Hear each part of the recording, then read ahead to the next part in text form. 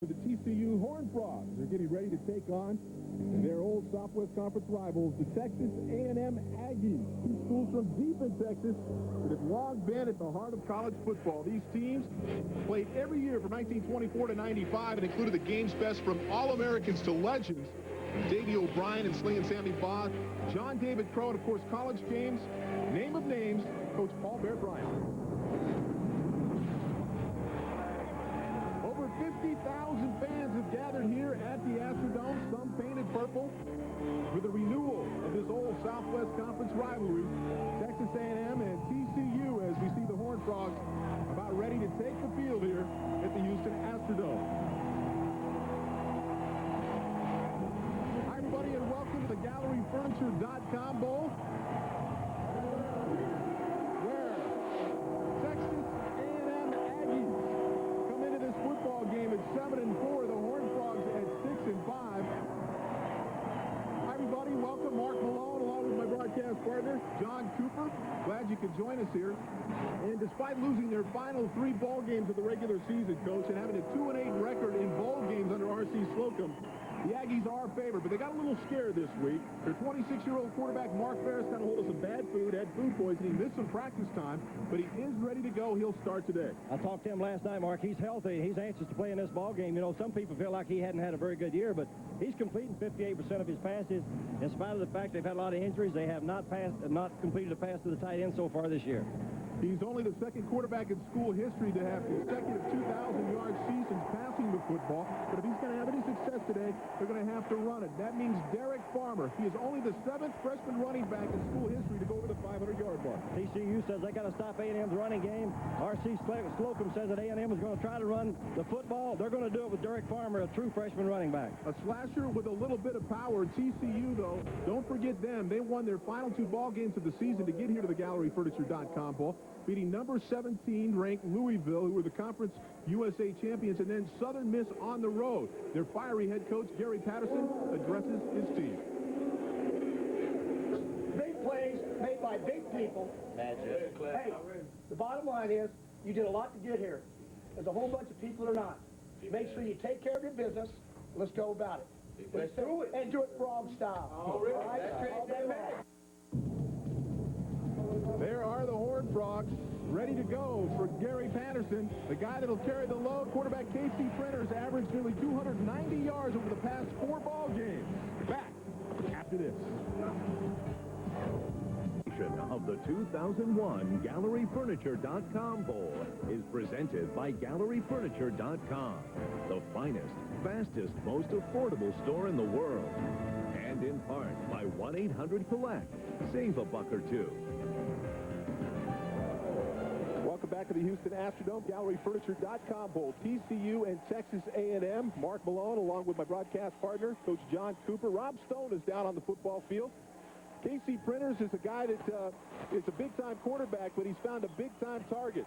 Yeah, he's not only probably their best player, he may also be one of their best recruiters also, Mark. Last year, Printers, through mutual friends, met wideout Adrian Mediz, who was concluding his junior college career and needed a place to continue playing football. So the two of them started casually working out in Fort Worth, and Mediz really impressed Printers. Printers kept telling the coach, hey, I got a wide receiver for you. Coach didn't bite. Finally, he got a tape of Mediz with only like 4 receptions on it, gave it to Coach Patterson. Still, he didn't bite. Finally, Mediz worked out against the TCU cornerbacks, burned them, ripped them so bad that the corners went into Patterson's office and said, Coach, you got to find a scholarship and sign this guy. Finally, Patterson relented, signed him. Good thing he did.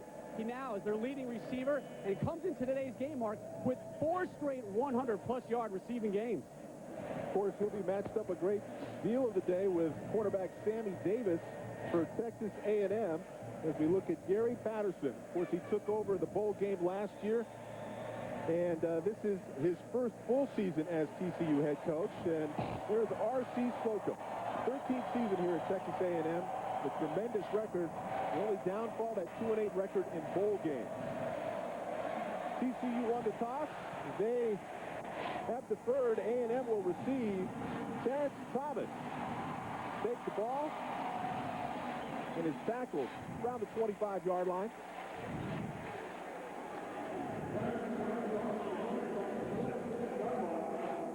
Well, as A&M takes over, 26-year-old Mark Ferris, a junior, 6 years with the Pittsburgh Pirates organization. Jamal Taylor at one wide receiver position and a couple of true freshmen. Thomas Carragher, the converted defensive tight end, and Terrence Murphy, who leads the team with 518 receiving yards. The key player right there in that lineup is Derek Farmer, the true freshman running back that we talked about. Gained over 500 yards rushing this year, averaging almost 5 yards per carry. Look for him to run the football on this first play. Derek Farmer, the lone setback, is tackled at the line of scrimmage.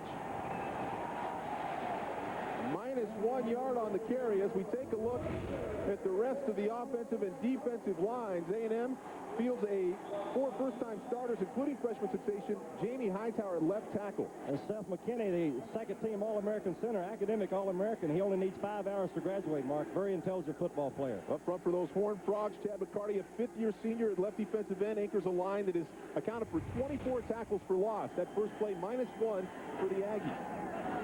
Shotgun formation. Plenty of time. Over the middle to Joe Weber, the fullback, out of the backfield. Gain of about 8 yards. Take a look at the linebackers and defensive backs. The rest of the TCU defense, and linebacker senior Chad Bear will line up next to LaMarcus McDonald, who leads the team at sacks. We've already seen him make a tackle on the first play of the game. He has 24.5 tackles for losses so far this season. You only see the 2 linebackers. That's because they play 5 defensive backs. And, of course, that is led by redshirt freshman Marvin Goldbolt. You're going to see him blitzing an awful lot. Number 23, he'll come a lot from that strong safety position. Keith Joseph now in it, running back out of the eye, and he is tackled for a loss. LaMarcus McDonald on the play. Mark, they're going to have to find a way to block that linebacker. That happened in the Louisville game. He came free play after play after play. You better get a hat on number 44 if you're going to move the football against this defensive football team. So that brings in Cody Skates, the punter for A&M. He's averaged about 40 yards a punt this year. Jason Goss is deep for TCU.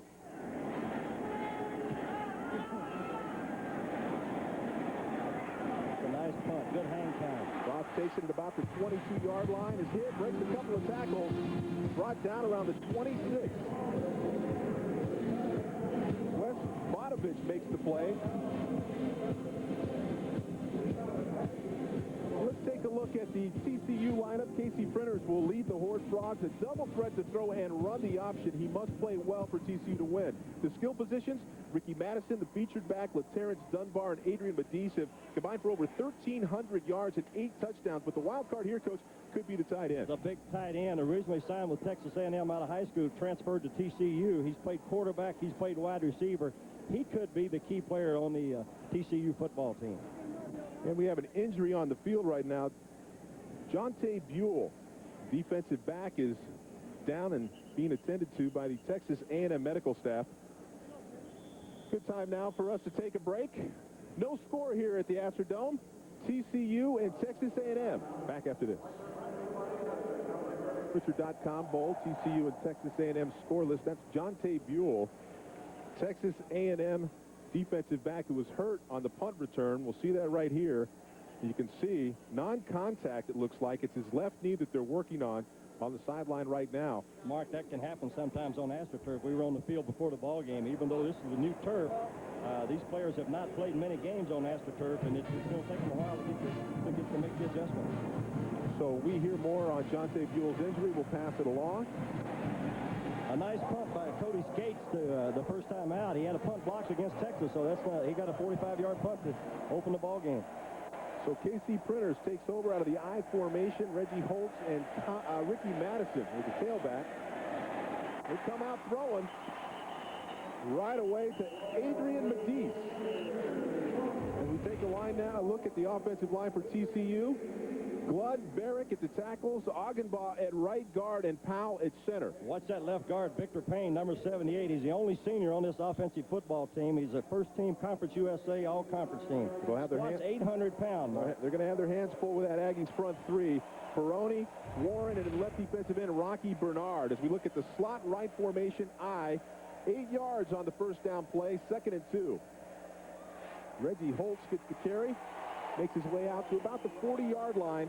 First down, TCU. As we take a look at the rest that Aggies defense. Robertson and Gamble inside. Rodriguez and Penwright have combined for 16 sacks. They're a terror on the outside. In the secondary, freshman Byron Jones will start at left corner for Sean Weston. He's a scratch with a hyperextended knee, but the best player, clearly, Sammy Davis, Coach. Sammy Davis, the best cover man I've seen in a long time. He has 5 interceptions so far this year. He's all Big 12 conference, I think, for the second year in a row. Most valuable player on the A&M defensive football team, Sammy Davis. So Madison and Holt, the back. Madison in motion. Prayers goes outside to B.J. Roberts. Incomplete. Some good inside pressure. That A&M defense, particularly inside, very strong. They look like Ty Warren putting the pressure there on the quarterback, Printers. Along with Terrence Keel, TCU defense, an 8-man front. They call it a 4-2-5, but really an 8-man front. And they will put some pressure on you. And, of course, TCU now has the ball with seconds ticking down. Slot right, I formation. Madison up the middle. Mark, it looked like TCU checked that play at the line of scrimmage. Let's go down to Rob Stone and check in with an injury update. Well, they're working on Jonte Buell right now. They spent a lot of time manually testing his left knee ligaments, and we mentioned earlier they're already very thin in that defensive secondary position. They're going to be thinner. Buell, left knee strain, will not return. All right, Rob, thank you very much. He's the backup to Sammy Davis, the 2-time All-Big 12 Conference first-team player. As it's now 3rd and 7 for TCU. Shotgun formation, slot right. Prayers finds his man, Matt Schobel, the pass-catching tight end. Good for 17 yards and a first down. Mark, they put Schobel out that time as a wide receiver. I mentioned earlier he came here as a quarterback, played wide receiver, now he's a tight end, but he's good enough athlete. They flexed him out. You can see him go down the middle. Right here he is. You can see him go down the middle, run a little inside route, and a great throw. And, of course, he caught the football in his hands being an ex-wide receiver. Did a great job. Harold Robertson on the stop. Printers with a lot of time right now as we take a look at Matt Schobel, psychology major. Schobel 6'5", 257-pounder. Timeout's been called. Timeout. First timeout of the half. TCU. So TCU is on the move. Gary Patterson will regroup. 0-0 here at the GalleryFurniture.com Bowl. Washington, Texas, Washington, the Culligan Holiday Bowl, Friday, December 28th on ESPN. Dead ball foul. False start on the offense. 5-yard penalty. Still for Texas. So after calling a timeout because they only had 10 men on the field, TCU now gets a 5-yard penalty for motion. That will not make Gary Patterson a happy camper. You can't blame the crowd noise on that one either. The ball here is in the middle of the field, so that's not a factor. So it's 1st and 15 from the 45-yard line. Madison, the lone setback. 3 wide receivers. As Schobel split out here again, Mark, here at the bottom of your screen. Printers on the option. Nowhere to go.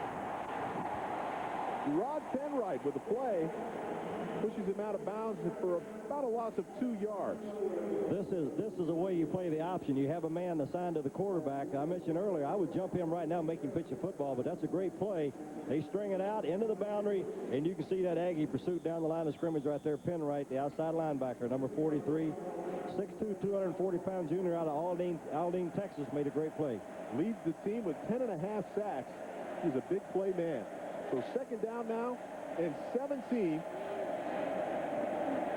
Slot right, play action. Printers under pressure. Brought down by Ty Warren, nose guard. Put pressure right up the middle. That's good for a loss of 8 yards. Mark, they brought more people than TCU could block. You've got to protect your quarterback on the backside. When he runs a play-action pass, the tight end on the left has got to stay in. Warren came unblocked. Ty Warren, number 94, came unblocked from the top of your picture. TCU's lucky they didn't get a fumble. That's the first real pressure we've seen TCU put put on TCU by Texas A&M. So we've got 3rd down and a mile, 25 yards. And they'll elect to hand it off to Ricky Madison. Gets it back just past midfield, gain of about 7 yards. Jay Brooks on the stop. Mike Sholey, the offensive coordinator for TCU, choosing to play field position. I think a good call there on 3rd down. He had 3rd and a mile. Not many offenses has a play set up for that long yardage situation, Mark. And it all started with 10 men on the field. They had to go ahead and call a timeout. We see Mike Schultz there, the offensive coordinator, put him in a bind. Then they get the motion penalty and went backwards for there. So they'll punt the ball away. Joey Bassotti gets it off. Mickey Jones received about the 5-yard line. Takes it out to the left. Good tackle. Good tackle made there. The 43-yard punt, 8-yard return by LaMarcus McDonald, and we've got a flag on the play. Tonight on ESPN, Boston College meets Georgia in the Music City Bowl, 5 o'clock Eastern, 2 p.m. in Nashville. As Capital One Bowl Week continues, for more college football information, log on to ESPN.com. And, of course, that game will feature William Green, 1,559 yards this season, 2nd in the NCAA. Mark, Mickey Jones, in my opinion, made a mistake there. You should let the ball go inside the 10-yard line. Let the ball bounce in the end zone. He got the ball on the 20, but he tried to run the ball out. Made a pretty good move, but usually you want to let that ball go. A good tackle again by number 44, McDonald, Marcus McDonald. We'll be calling his name a lot this afternoon. We had a personal foul on the receiving team, so that return will be negated. And Texas A&M is going to take over at about the 11-yard line. Or excuse me, the 7-yard line. 3 wide receivers. Motion, make the reverse. And that's Derek Farmer, who gets tripped up right up the middle, gain of 4, but that was supposed to be in a big one. Kenneth Hilliard on the stop. Good safe call coming off your own goal line. You don't want to take a lot of chances. Don't want to turn the ball over, and that's that freshman running back we mentioned earlier, 5'11", 190-pound true freshman out of Tyler Lee High School. He's the 7th man, as we said in the open, in Texas A&M history as a freshman to go over the 500-yard rushing mark in a single season. 2nd and 5, A&M. Look for A&M again to be conservative, run the ball between the tackles here when you're backed up. High formation, Farmer behind Joe Weber. Harris hands it off over the right side. Bang it up over the 15-yard line. And it's going to be close to a first down. Charlie Owens on the stop. We got a good collision there between that fullback, Joe Weber, number 28, and the linebacker, McDonald. Well, this is what Texas A&M said they wanted to do. They wanted to come out knowing that TCU would have 8-9 in the box and get after them and see if they could still run with that extra defender in the box. They feel a lot more comfortable, Mark. We keep talking about Derek Farmer, the running back. He missed the Texas game, the last game of the regular season, and they feel a lot more comfortable having him in the backfield. Take a look at the measurement. That's good enough for a first down, and that is the first down for the Texas A&M Aggies here early in the first quarter. You're going to see a lot of Gary Patterson, the head football coach, on the sideline. Gary runs the defense. Make no mistake about it. Last year, he was a defensive coordinator before he became the head coach, and they had the #1 defensive team in the country. Right now, they're ranked 10th in the country against the rush, only giving up about 93 yards. Very, very sound defensive football team. Gets them ready up to the line. 3 wide receiver set into the boundary left.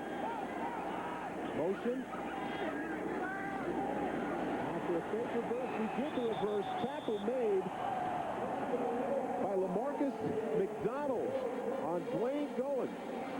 I don't know how he does it, but play after play after play, you're going to see McDonald penetrate and get in the backfield. He just has a knack for making big plays. Here you can see him coming unblocked up the middle. Makes a good open field tackle on a skilled athlete. Here we fake the running play inside, give to the wide receiver coming around, and McDonald made the tackle. That is McDonald's 4th tackle of the day already for -5 yards. 2nd and 15. Little draw play. Farmer bounces it outside, and here comes help. Charlie Owens, the first one to get there. McDonald brings it up. is going to play in the East-West game, number 17. I can see why they chose him. He's a he's a 3-year starter, a very good football player. Number 17, a strong safety. That's good for no gain. Unusual to see a head coach involved so much with the defense, but Gary Patterson calls all the defensive plays and very demonstrative on the sideline. Third down conversions, 30% on the year for Texas A&M. Trips right, shotgun formation. Ferris goes down. John Turnteen on the sack. The defensive tackle, the quickest of the two. I would credit that sack to the secondary. I think that's what we call a coverage sack. Very good coverage in the secondary. They play the nickel package as a base defense. You're going to see the replay, and watch on the bottom of your screen here. Second man in here from your right. John Turnteen gets up the field and is going to make the play. Here he comes. Got rid of the offensive tackle and came inside and made the play on the quarterback. Cody Skates will punt from his end zone. His last punt, 45 yards. Jason Goss back to receive. Out the 48. Gets a couple people missed. Get back outside.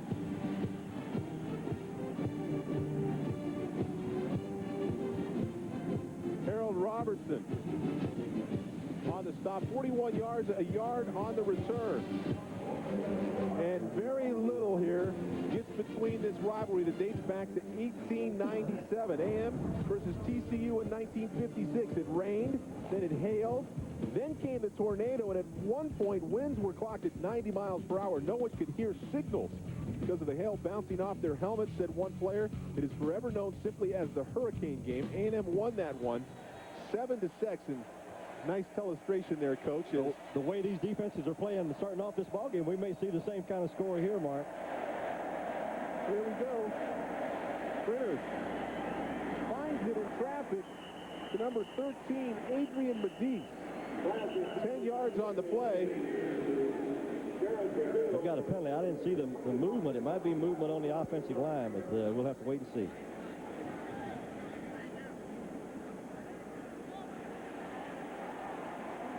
Nope. Looks like it's against the Aggies.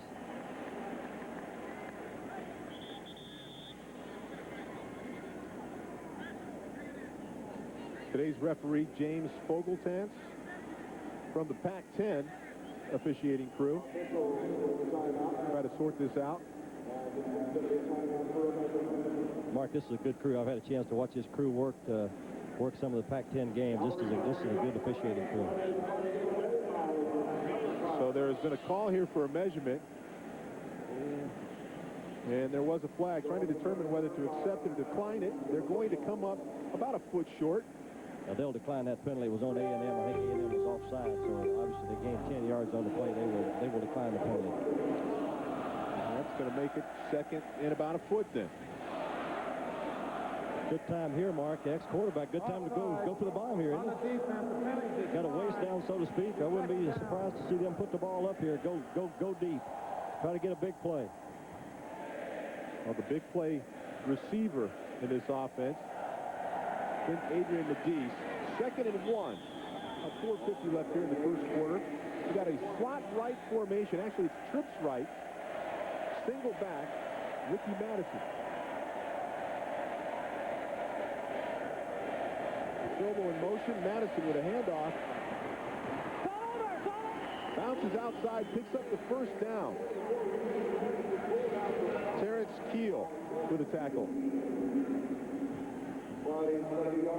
TCU and Texas A&M here at the GalleryFurniture.com Bowl, along with Mark Malone, Coach John Cooper, and Rob Stone down on the sideline. TCU there, Mark, used a two tight end offense. They used B.J. Roberts as a tight end on the left side, brought him in motion, and then used him as you would a fullback. He was a lead blocker on that play. You can see the history, a very long and rich history between these two schools, I should say. 1st and 10 now as the play clock ticks down. Full house backfield. But Terrence Dunbar, the wide receiver, takes the handoff in the backfield. First time I've seen that set, Mark. They use him as what we call a power back, the power I formation. First time I've seen that. Just a quarterback reverse pivot. gave the ball to Dunbar and gave him a chance to run the football offside, outside on the right side, outside the right tackle. So no gain. Amon Simon on the play. Makes it 2nd and 10 now.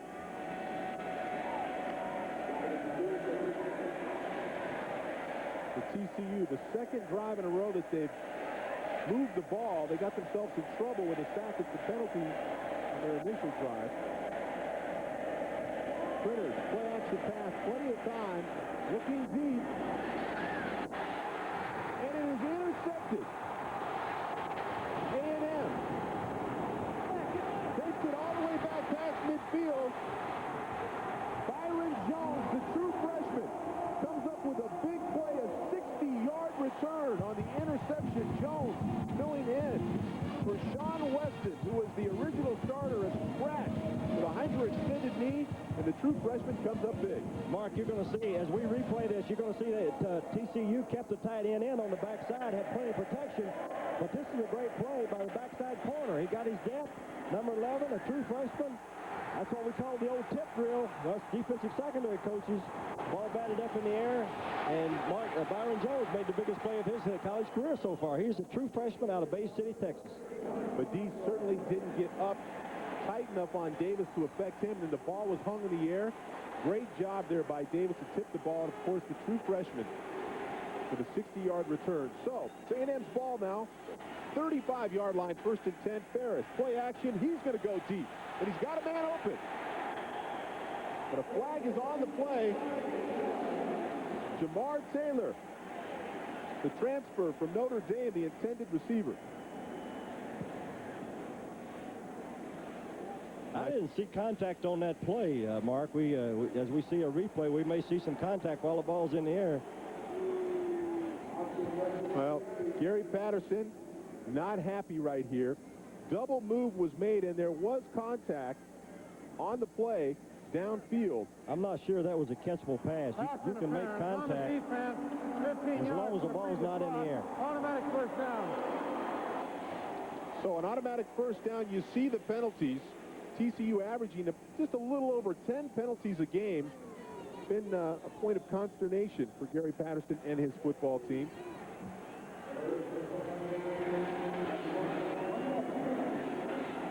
Two penalties minus 21 yards today on TCU. 1st and 10. The pitch to Derek Farmer down the right side. Mark, it's going to be hard to run the football against that TCU defense. They're blitzing almost every play, bringing those linebackers and corners up on the line. Charlie Owens, Chad Baer combined on the stop for the Horned Frogs. Gain of 2 yards on the play, bring up 2nd and 8. Take a look at this defense for TCU. 24th overall, 10th against the run, forced 15 fumbles. That's 11th in the country. They get after you. A lot of people at the line of scrimmage try to confuse you very quick. The safeties are involved with the 2 linebackers up around the line of scrimmage. 3 wide receivers. Harris, the Farmer, up the middle, breaks 1 tackle, good for about 8 yards on the carry.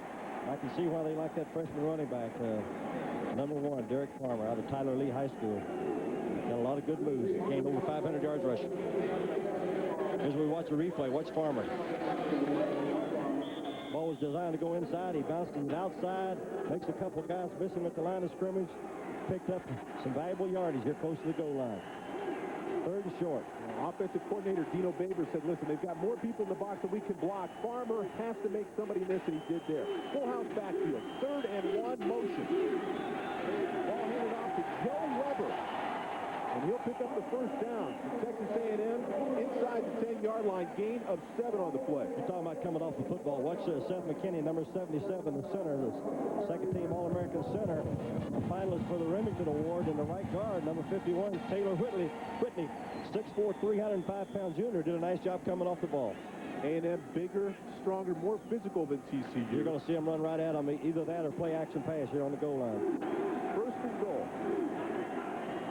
On the 4-yard line. Again, he'll pick up a couple. The old-fashioned off-tackle play, Mark. You double down and kick out the tight end and strong side tackle. Double The defensive tackle, the fullback kicks out. As we see it, we see a replay. Watch the tight end at the top of your screen. Block down. Number 34 is kicking out on the corner. Good run by Joe Weber. This is exactly what A&M wanted to do. They're having success now. 2nd and goal on the 3-yard line. Single receiver, out left, high formation. They're going to take a shot. Ferris deep. Bo Springfield breaks it up. Terrence Murphy, the true freshman, was the intended target. I think Ferris checked that play at the line of scrimmage. He'd probably been better off leaving the running play on, but he checked to the fade route here, and that's a good job of Bo Springfield, number 30. Bo's only 5'9", but he got up at the highest point, kept the wide receiver from catching the football, kept Murphy from catching the football, number 5. Ferris, generally a more accurate passer, hung that ball up. Not a good throw at all. 1st and goal on the 3. Excuse me, 3rd and goal on the 3. And finally, TCU comes up big with a stop, but we have a flag on the play.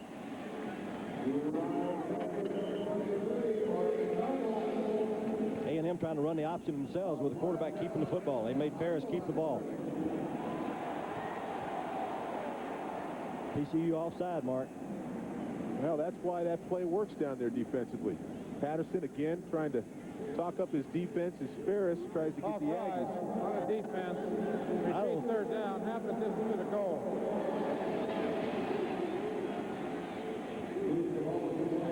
TCU cannot afford to make these kind of mistakes. They make a good play defensively, stop the quarterback on the option play, but Mark, they line up in the neutral zone. You just cannot beat yourself mentally. That is why they lead the nation in penalties. The 3rd TCU penalty of the game. We're not even out of the 1st quarter as we tick down. 15 seconds left. Full house backfield. 3rd and goal. Comes the power play with Weber on the right side, and TCU comes up big. Richard Evans on the play as we close out the 1st quarter play here at the GalleryFurniture.com Bowl. Gary Patterson's TCU Horned Frogs come up big. They'll force the field goal out of Texas A&M. We'll see that when we continue right after this. Back to Houston, Texas, the GalleryFurniture.com Bowl. TCU and Texas A&M as we take a look at TCU goal line stand down here. We can see why McDonald makes so many tackles in the backfield. He's got a great knack of getting off on the count. Watch this next play, number 44 here on the left side. Watch him get a jump on the ball right here. Coming in, timed it up, and he's moving just as the center snaps the football. Well, the Aggies on 4th and goal have elected to go for it. Mark Ferris gets TCU to jump off with a hard count.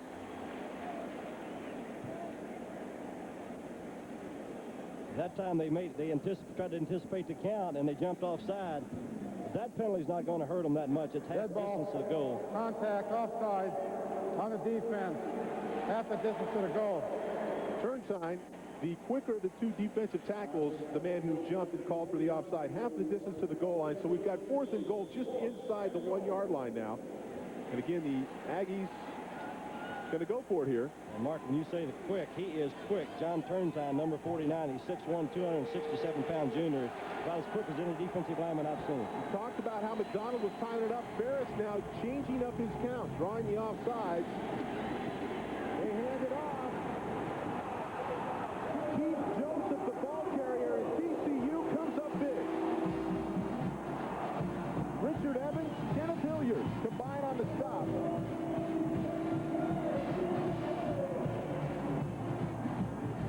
What a moral victory for the Horned Frogs here. Gary Patterson is excited about it. That's the case where you have to be your own blocker. You cannot block all those guys on the line of scrimmage. That fullback or running back has got to run over somebody, put the ball in the end zone. He's got to score on that play. But credit TCU's defense. That's a great goal line stand. There's our boy. Yep, Marcus McDonald in on the stop as well. Keith Joseph had 4 touchdowns on the season, but TCU was not letting him in the end zone that time. The key there was those defensive linebackers kept their feet going and drove the ball carrier back. They did not let him fall forward on the goal line. So they waste a long interception return. TCU takes over on their own goal line, and we have an interception. Byron Jones, the true freshman, with his second interception of the game. What a play.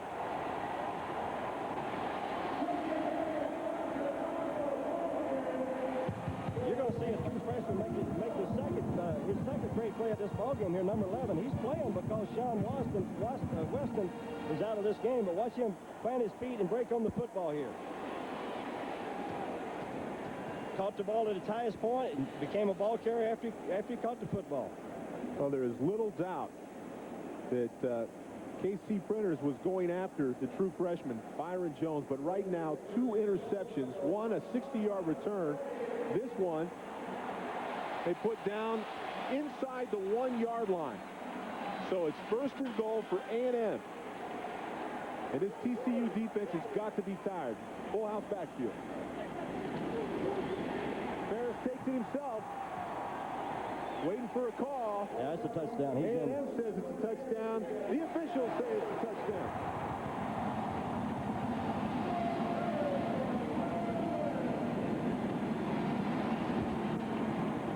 Mark, that's 2 smart football players right there. Mark Ferris, of course, the quarterback, running behind Seth McKinney. We talked about McKinney, what a great player he was. Well, he is. He was runner-up for the Remington Award that LaCharles Bentley, the center at Ohio State, wanted. But Seth McKinney was number 2 in the voting for the best center in college football. Cody Skates on for the extra point try. Almost blocked, but it is good. And A&M cashes in on another interception from true freshman. And they lead it 7-0 over TCU. Take 10% off. I'm Mark Malone. Rob Stone on the sideline. Texas A&M. It goes up 7-0 over TCU thanks to that man. Byron Jones, a true freshman, who was playing and starting today because Sean Weston was a scratch with a hyperextended knee. Mark, this is a good Aggie defensive football team. Mike Hankwich has been with RC for a long time, a defensive coordinator. They've only allowed 3 runs over 20 yards this season, and they've only had 4 pass plays over 40 yards. So this is a very good, very sound defensive football team. TCU just tired after a great goal line stand to keep the Aggies out of the end zone. Printers, the quarterback for TCU, throws an interception on the first play. Well, those are the chances you take coming off your goal line. If you're going to, most people would line up and try to run the football, but TCU chose to come with a play-action pass and threw the ball. Sometimes you take some chances and it would backfire on them. So Cody Skates will tee it up for the Aggies. With Terrence Dunbar and Bo Springfield, 2 return men for TCU.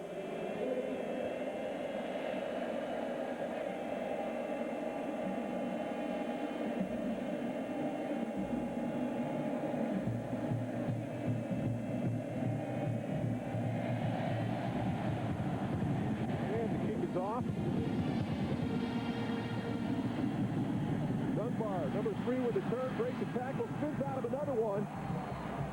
Finally down at about 35-yard line. As we take a look and get you caught up with the action in the early part of the game, the score has been set up by a couple of interceptions by the true freshman, Byron Jones. First, the ball tipped by Sammy Davis. Jones picks it off and returns it 60 yards down the right sideline. And then, after a goal line stand, he picks off his second one and gets it down to the 1-yard line. That set up a 1-yard quarterback sneak by Mark Ferris.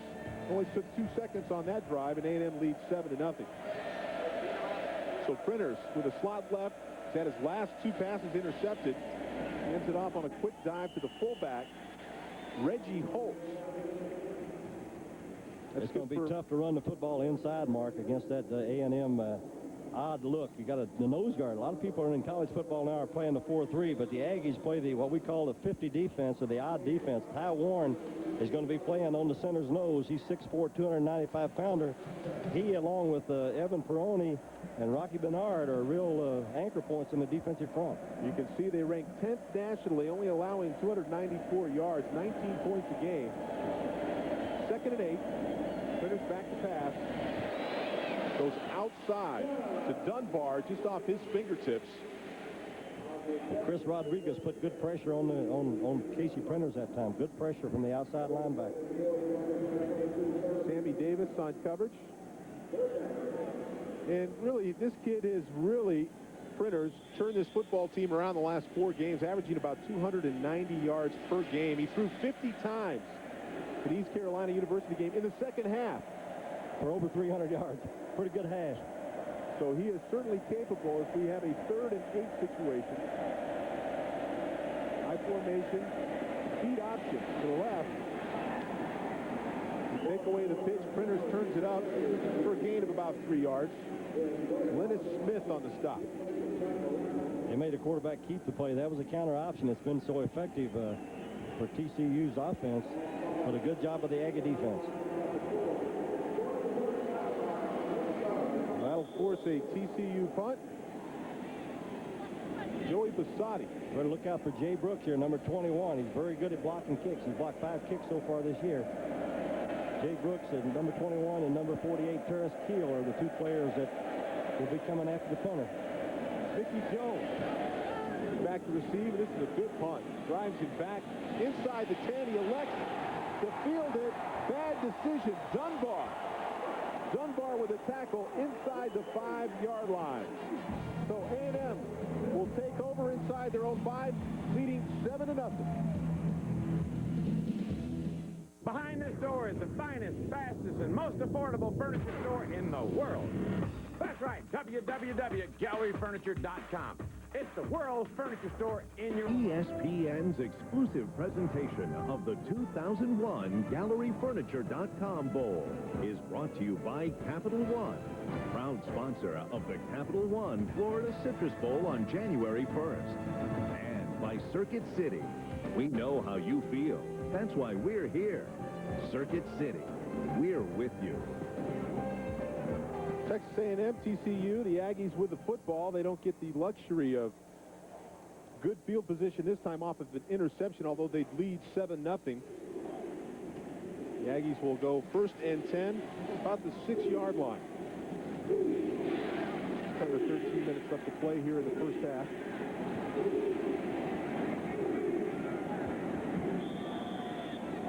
It seems to me that the tempo has been that A&M has been able to run the ball, Coach. I think we're going to see more of that here in the first half. I think we'll see them trying to run the ball inside the tackles here. We're going to see a play-action pass on the first play, going deep, going for the home run. Great drop back.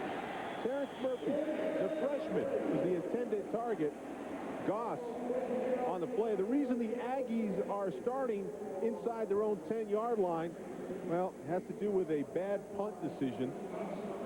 That's the second mistake I think Mickey Jones has made in the punting game. Handle the ball inside the 10-yard line. LaTorrance Dunbar, number 3, a wide receiver, got down and made a form tackle. Jones will think better the second time around. The rule is always generally if it's inside the 10-yard line, you let it go. You don't touch it inside the 10-yard line. We're going to take another timeout here. Texas A&M leading over TCU 7-0.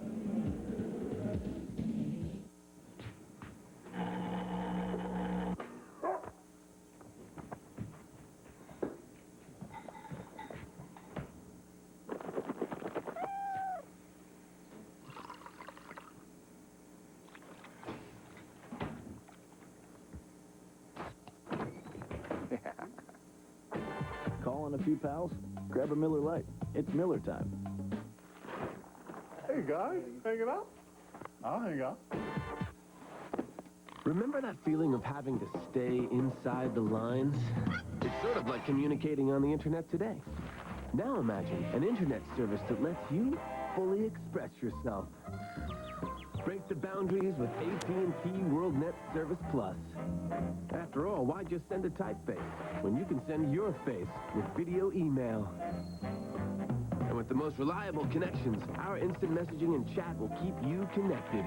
Plus, you can get web access by phone free until March, so you can check your emails from anywhere. All from the internet service named Best ISP by PC World. And all for just $16.95 a month, nearly 30% less than AOL. Now get 1 month free when you sign up for AT&T WorldNet service. So call 1-800-WorldNet today and kiss ordinary ISPs goodbye. AT&T WorldNet Service Plus. Pretty hot, huh? Number 1 Miami faces number 2 Nebraska for the national championship. The Rose Bowl presented by AT&T. Thursday night at 8, 5 Pacific on ABC. ESPN's exclusive presentation of the 2001 GalleryFurniture.com Bowl is presented by GalleryFurniture.com, the finest, fastest, most affordable store in the world. And in part by Singular, the wireless company that supports self-expression nationwide. That's Casey Printers, the TCU quarterback, who has not had a good day so far. 2 interceptions, set up the only touchdown by the A&M Aggies. 3 of 7, 35 yards, and 2 interceptions to be exact. Been sacked 1 time also. A&M has the ball up the 6-yard line. Red formation. Seth McKinney didn't like that little offsides jump. Gives a TCU player a pop. And again, Ferris now going to the hard counts. TCU tries to time things up and starting to get the Horned Frogs to jump offside. Mark, that's a very good observation. Being an ex-quarterback, you got to keep that. You got to keep the defensive line honest. If they're hard enough to block, Contact. you cannot let them anticipate the count. 5 yards. Good job of Mark Ferris, the quarterback. Brandon Johnson, the man called. It's 3 offside penalties now on the TCU defense, who, by the way, as we've said earlier, leads the nation in penalties.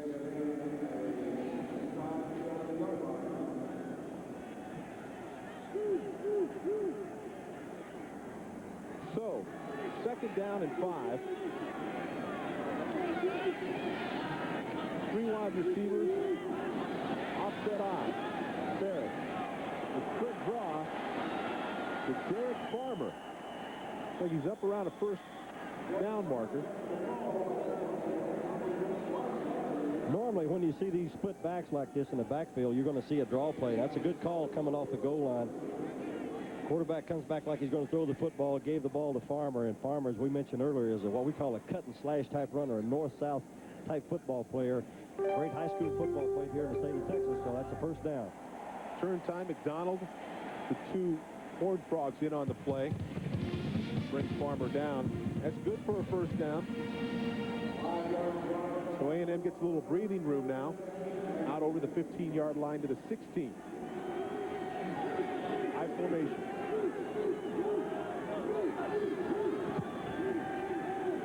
Ferris looking. Can't hold the ball that long. Joe Hill with a sack. The 2nd TCU sack on the day. And again, Ferris just holding the ball, staring down the receiver, -6 on the play. That's a good point. That was good protection. Joe Hill would not be denied, though. Number 25, he's a backup outside linebacker, 6'3", 238-pound senior.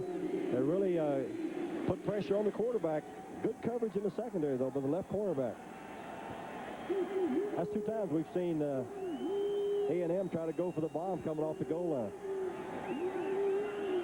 4 wide receivers now as Ferris moves to the shotgun. Little shovel pass to Farmer inside. Back to the original line of scrimmage. Gain of about 9 yards. Maybe a pickup of 1. Turn time on the stop. Mark, that's a good call by Dino Babers, the offensive coordinator. Just a draw play. The quarterback goes back like he's going to throw the football, pitches the ball forward to Farmer. You got the ball in a good running back's hands here in the open field. Good call. Good conservative call. If that ball is fumbled, it's an incomplete. That's Dino Babers we saw there. First year, offensive coordinator last year was at the University of Arizona for Coach Dick Tolman. 3rd down. And about 7 yards. Play clock ticking down. A&M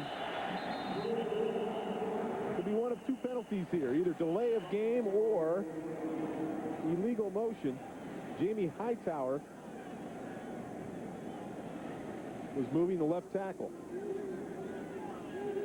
One of those freshman mistakes, Mark. A&M has 4 true freshmen starting on this offensive football team, including the left tackle, Jamie Hightower. Here we are on the left side. You can see him move. He steps back in his stance there before the ball snapped. Again, I think John Turntine calls that penalty. He was so quick. Those offensive linemen are trying to anticipate the count themselves. Second penalty for A&M. Hightower, a guy playing as a true freshman. They say he will be a big-time NFL player if he stays healthy through his career. 4 wide receivers now for Texas A&M. Trips right. Shotgun formation. Bears needs about 11 yards. Plenty of time. Oh, almost picked off. Intended for Terrence Murphy. That ball should have been picked off. A defensive corner there did a great job breaking on the football. It's that Jason Goss did a great job breaking on the football, but he's got to make that play, put the ball in the end zone. Mark, I don't like this stat. Jason Goss has defended 24 passes. He's knocked down 24 passes. You get what you coach. Go for the interception. The defensive backs ought to make the play. Intercept the football. Don't knock it down. There's a reason he's a defensive back and not a wide receiver, as A&M might have been partially tipped. Ball bounces up towards midfield. Goss was back to receive. But TCU may, in fact, have got a tip on the ball. The punt about 38 yards. That TCU defense we've been talking so much about is led by, in part, that man, Christian Rodriguez, a first-year starter here, but a guy who is working on his master's. He'll have that in May. Interesting story. His father abandoned him and his mother when he was about 6 years old, or 6 months old. When he was about 12, his mother was put in prison for selling drugs. Yet he finished in the top 5% of his high school. Was 3-time class president. And I'll tell you what, an inspirational story. We had a chance to talk to him last night, Coach, and a guy you really want to root for. What an impressive young man. And give credit to his high school football coach, Coach Mark Elam, who's also his guardian. He lives with him right now. Took him under his wing, and he said he would probably be in jail someplace if it hadn't been for his high school football coach. Flag on the play. And, Mark, we can't say enough about the great high school football that's played in the state of Texas. Ball start. Most of these players, as we know, came from high school football right here in the state. Matter of fact, the TCU only has 6 players from out of state on their entire football team. Texas A&M has 35 players from the Houston area, so this is almost a homecoming for half of their football team. Well, 6th penalty on the day for TCU makes it 1st and 15. Schobel in motion, slot right. There's the pitch on the option. It's bad. But Terrence Dunbar does a great job of making the recover.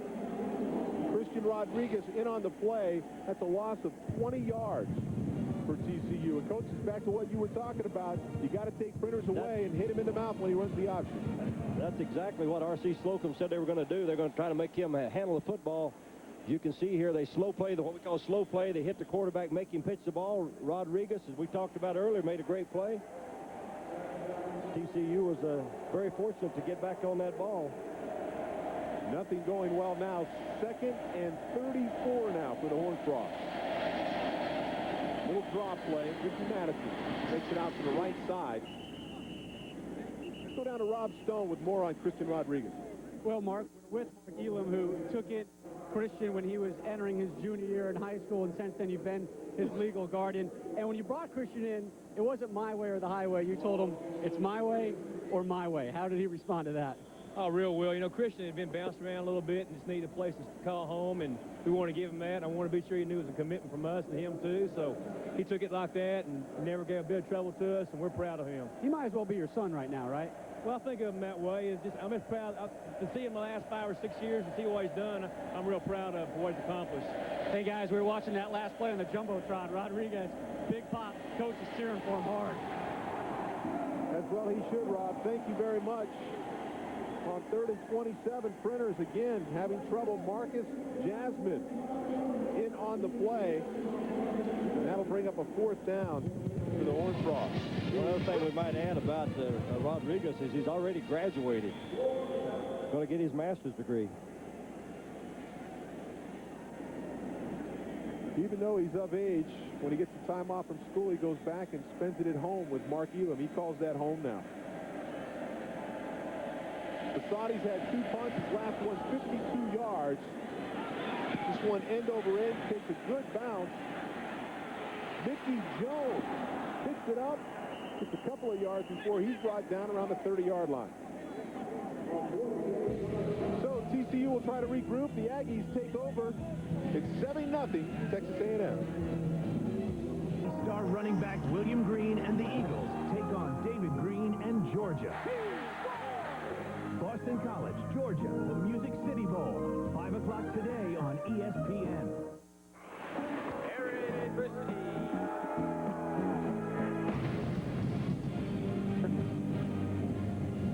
Hello, everybody, and welcome back to the GalleryFurniture.com Bowl from Houston, Texas, the Astrodome. Mark Malone, along with Coach John Cooper and Rob Stone on the sideline. The Aggies lead 7-0. Just under 8 minutes to play here in the second quarter. Right now, it's been all Aggies defense. R.C. Slocum's offensive football team hits the field. They take over at the 31-yard line. A little surprised, Mark. I thought we would see A&M try to run the football a little more than they have. Farmers carried the ball 8 times for 33 yards here so far in the game. Even numbers offensively for both teams. Farmer carries it off the left side, pounds away for about 3 yards. Richard Evans on the play.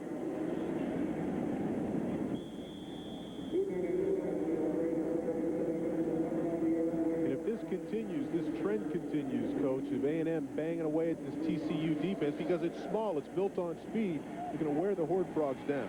Well, that would be a good game plan, I think, just to run right at them, because A&M's got a big offensive line, a big physical offensive line, and of course the Farmer back, I think they want to try to establish a running game over there. Ferris under pressure. Finds Thomas Carragher. It's the first catch of his career. He's a former defensive end, a freshman that was converted over to tight end because the team had lost all 4 scholarship tight ends to injury this year. That's the first catch in, 6 starts for this young man. Mark, how come they don't throw to the tight end? I mean, the guy looked like a good athlete on that play. You're talking about getting your football team fired up, the offensive team, and even the players on the sideline were real excited. As we see a replay, he was wide open. TCU completely ignored him because he hadn't caught a pass so far this year. 38 yards on the pickup, and you can look at here. Madison, De La Torre, Spiller, Perot, all 4 scholarship tight ends out with injury, and it's been a real problem for the Texas A&M Aggies. But Carragher comes up big on that play. We're back after this.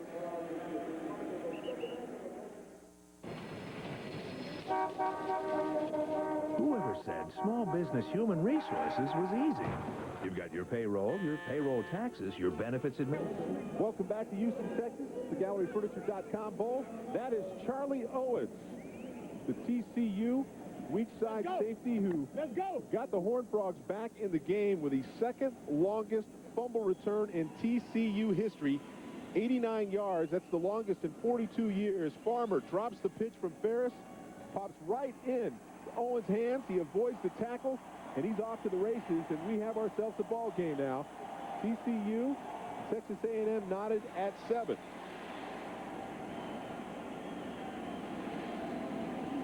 So Nick Brown will tee it up.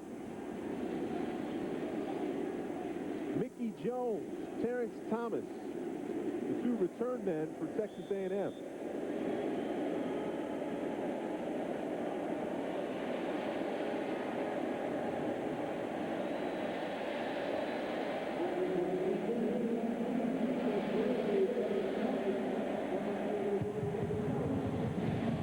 Brown gets a high kickoff down to about the 6-yard line. Thomas picks it up, got some room down the right sideline. Let's go down the field to Rob Stone. Well, keeping with the recent theme of big plays here at the Astrodome, this could be the final major sporting event here at the historic Astrodome. Opened in 1965, called the 8th Wonder World, and boy, it's seen a lot of good stuff. Mickey Mantle opened it up with the home run, and then remember the Big E, Elvin Hayes in Houston, knocking off UCLA's big winning streak. The Battle of the Sexes, Billie Jean King, a historic win, and Hall of Famer Earl Campbell. Love you, Blue. big Monday Night Football game for the Oilers. And Nolan Ryan, at the age of 38, 4,000 strikeouts. All impressive, Mark. But, hey, how can we forget about that big comeback in Bad News Bears Part 2? Or the plethora of interceptions I threw here when I was playing for the Steelers, Rob. Thank you very much. It's been a great building, a lot of great memories. Texas A&M has the ball, 1st and 10 on about the 49-yard line. 3 wide receivers, motion to crack, and we have the reverse. Dwayne Goins is the ball carrier, and he's going to pick up about 7 yards. I'd like to invite you to log on to ESPN.com and participate in our poll. What was the greatest sporting event in the history of the Astrodome? Was it the first home run hit by Mickey Mantle here, that Battle of the Sexes, or the Houston-UCLA game? Log on, cast your vote. We'll have results a little later in our broadcast. The fans are oohing and ahhing over the crackback block by Terrence Murphy, number 5. Crackback on Charlie Owens. 2nd and 3 wide receiver set. Farmer, the lone setback. Here comes the pressure. Wow, what a hit by McDonald on Farmer.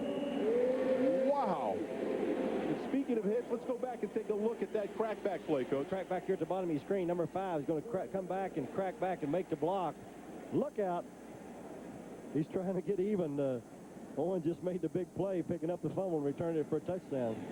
Well, his teammate, Lamarcus McDonald, got a little revenge. He put the hammer down on Derek Farmer on the blitz that time. Farmer picked him up, but he ended up on his backside. Mark, do you ever see a linebacker get a jump on the ball and get in the backfield like McDonald's doing? It's uncanny. But then again, the reason you have 7 penalties in the first half already for TCU. 3rd and 3, Texas A&M slot left, power I left. Ferris rolls out, throwback screen to Carragher. Not only one big play, but 2 catches. The 2nd catch of his young career. Lamarcus McDonald pushes him out after a 19-yard gain. Well, you got to stay at home. The outside linebacker here for TCU's got to stay at home and make this play. This is a little screen. The outside linebacker, he's rushing. He's got to stay at home here. They're going to throw the ball back to the tight end, and you see those offensive linemen and tackles get out in front.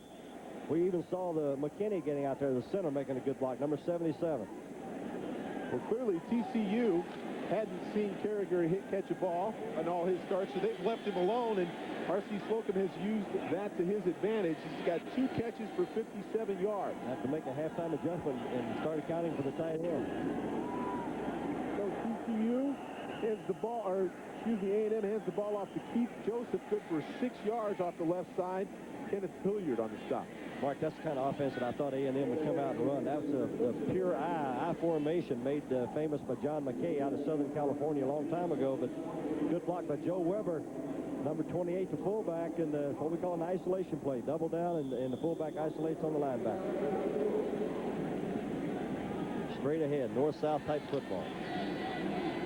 Time winds down here in the first half, just under 3 minutes. 2nd and 4 Aggies. I formation, slot left.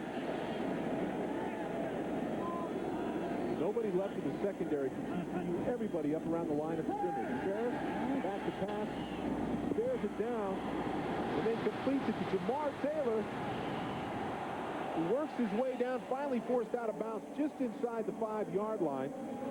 Devin Davis, Kenneth Hilliard on the play. Good for 15 yards. Taylor, the transfer from Notre Dame. Watch the inside receiver here, Taylor. We're going to see him run down here and make a little out move, catch the ball, and then after he became a ball carrier, after he caught the pass, makes the defensive back miss him, almost put this ball in the end zone. Very athletic move by Jamar Taylor. He's caught 39 passes so far this year. And that big tight end, Carragher, number 98, protecting the quarterback's backside. I'd like to see him set just a little bit more inside, though, Coach. As a former quarterback, I don't want to get my ribs broke. 1st and goal now for A&M inside the 5. Keith Joseph takes the ball, but doesn't get much against that TCU defense, which is stiffening now on the goal line. That's what happens when your fullback doesn't block anybody. The fullback there, Stacey Jones, didn't block anybody on that particular play, and the linebacker came free to make the tackle. They're taking Jones out.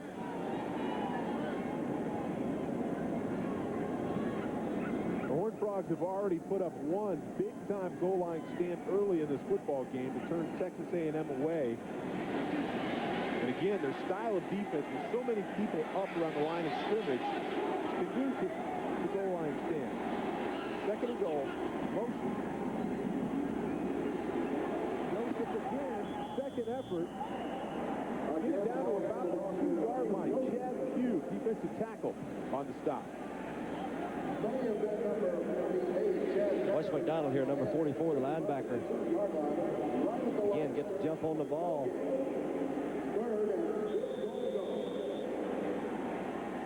Scraped, what we call a scrape move, scraped over top and made the tackle. Kept Joseph out of the end zone. Such an athlete, Coach. When we talk to him, you ask him about his technique. He'll run around things. He'll take things on with a flipper. He's kind of a freelance artist. He makes a lot of big plays, but sometimes he can give up a big play. That's a good point. Full house backfield motion. Third and goal. Finally, Joe Weber carries the ball in for the Aggies. A 2-yard touchdown for Weber, who, by the way, led this football team in rushing touchdowns with 6 on the year. Mark, a good football team has got to answer. A&M could have very easily folded their 10 after Owens picked the ball up and ran it back to the touchdown, but they came back and answered. That was a nice drive. A good series by the A&M offensive football team. So, as time winds down, A&M will look to make it a 7-point lead. Cody skates for the extra point, and it's good. We take a look at touchdown again from down low, Coach. This is power football. It's double down and kick out. Just run off tackle. The tight end and tackle blocked down on the defensive end. The fullback kicked out on the outside linebacker. And Joe Weber, 6'3", 230-pound sophomore, put the ball in the end zone. One of the few players on this football team that's not from Texas. He's from San Bernardino, California. Just a reminder, coming up, College Game Day at the half report. Chris Fowler, Terry Bowden, and Rodney Gilmore. They'll get you up to date on the Maryland running back, Bruce Perry. We'll update his injury, the Music City Bowl preview, and news on Nick Saban. Will he stay or will he leave? All that and more on the College Game Day halftime report.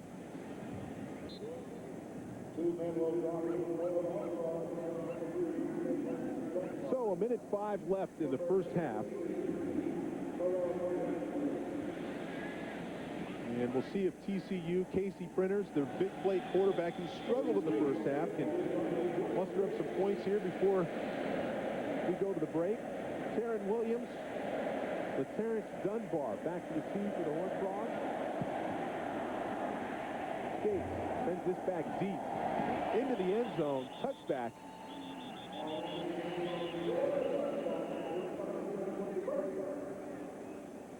So TCU will have to take over at the 20-yard line. Reminder, Capital One Bowl Week continues tonight at 8:30 Eastern Time, 5:30 Pacific. Texas versus Washington, the Culligan Holiday Bowl on ESPN. And during the game, go to ESPN.com and take part in Verge Fridays. You can watch, play, or follow along with our 2 coaches, second-guess the guys on the field. More on college football information, you can log on to ESPN.com. This A&M defensive football team has completely dominated TCU offense the first half. TCU only has 33 yards total offense. Ricky Madison will not add to that. It looks like TCU is resigned to go ahead and run the clock out here in the first half. Harold Robertson. I think I agree with that move right there, Mark. I think I would go ahead and get out of here if I was Coach Patterson and try to regroup at halftime. We mentioned the fact that they're a double threat. Certainly Printers is, but so far minus 17 yards on the option. It's been a very anemic output. A lot of mistakes. 2 interceptions by Printers. He's been sacked. And now we have 2 wide receivers slot left. And again, the dive handoff to the fullback up the middle. Reggie Holtz picks up about 1 yard. I think if I was A&M, I might take a timeout here and force them to punt the football. This is only 3rd down, but I think A&M has 2 timeouts left.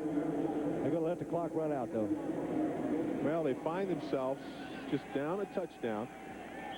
It probably isn't too bad. They're right in this football game, and we're going to have a heck of a second half. But now, R.C. Slocum and Texas A&M decides they'll have a timeout with about 2 seconds left on the clock. They waited too long to take timeout. I think we have 6 seconds left here in the first half. And they're not going to be able to keep A&M from running out the clock. RC's a little upset. Why did we wait so long to take a timeout? Well, certainly there's a possibility of blocking a punt if they decide to do that. But you got somebody like Jay Brooks who's blocked 5 punts already this year. I would have taken a timeout there a lot earlier and forced A&M or forced TCU to have to punt the football. Well, R.C. Slocum. He has never had a losing season in 13 seasons at Texas A&M. 2-8 in bowl games, however. Winningest coach in Southwest Conference history. There's Byron Jones, the true freshman, who has been the story of the first half so far. 2 interceptions filling in for Sean Weston, who was a scratch because of the hyperextended knee. That was a tip by Sammy Davis. And Jones returned it 60 yards. Then on the first play back, it's Jones again who picks off another ball and gets it down to inside the 1-yard line. Mark Ferris put that one in on a quarterback sneak for the first score as time ticks away in the first half. We've got 14-17 Texas A&M lead. Send it back to the studio now in Chris Fowler. All right, Mark, thank you. If you want to look at it in terms of offense versus defense, the defense got 14 points. The offenses have 7. If you don't count that half-yard touchdown that A&M had. It's all about the A&M defense, but still you got to like the offense a little bit. How about the play of the tight end, Thomas Carriger, the freshman, converted from a defensive end? 2 big catches for A&M in the first half. They got some offense. I don't like any of these offenses. This game is going to be one with special teams and turnovers. Don't turn the ball over. Play great special teams. TCU could be kicking themselves in the butt for throwing the ball off the 1-yard line. Well, this is the first of 3 football games on ESPN. Play for TCU. It was all defense. Charlie Owens picks up the fumble, goes 89 yards. That's the second longest fumble recovery in TCU history. So the Horned Frogs take over now on 1st and 10. Little flip out to Adrian Medis from Printers. And Amon Simon makes the stop. 4 yards on the game. Again, Mark, I don't believe that TCU is going to run the football against this Aggie defense. Nobody's done it all year long. They held Colorado to 150 yards rushing. Colorado, one of the better rushing teams in college football. You got to get the ball to those wide receivers. You've got Terrence Williams and Dunbar and Medis that can really make something happen once they get the ball in the open field.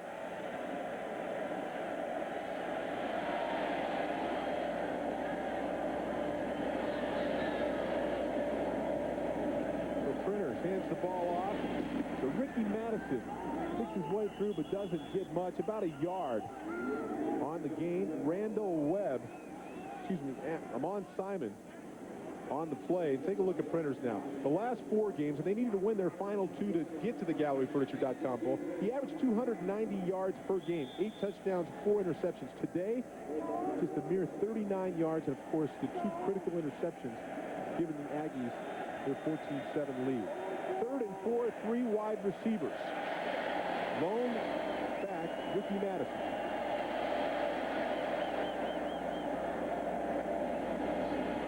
Printers, 3-step drop. Sticks it in there. Adrian Medis hauls it in. Good for 13 yards and a first down for TCU.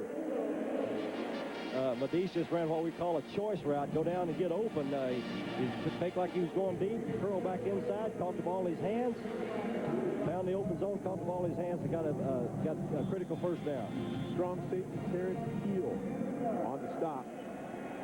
Somebody, Mark, for TCU's got to make a big play. They're not going to beat the A&M throwing those short passes. Somebody's got to make a big play. Either break a tackle, run for a touchdown, or catch a long pass. But it is giving Printers confidence. And he had a horrible first half. 3 wide receivers. Printers back again. And that one caught by Terrence Williams on the catch, 14 yards. That's his first catch of the game. Again, he faked like he was going deep. A real good move. Ran the double move. That's what we talked to their receivers this week, and that's what they thought. They thought they could get open by running the double move, fake like they're going deep, then pulling up in the curl zone. Texas A&M, very slow backpedalers, read into the backfield, settle and drive on intermediate routes. So the double move's good. TCU has a first down at the 46. Ricky Madison stopped in the backfield. A swarming A&M defense. Christian Rodriguez leading the way. Wrecking crew defense. Mike Hankiewicz has got to be very proud of the way they're playing. As I mentioned earlier, they've only allowed 3 runs of over 20 yards so far this year. That's a remarkable stat when you played 11 football games already in the Big 12 Conference. -2 on that play makes it 2nd and 12 now. TCU. Madison, the lone setback.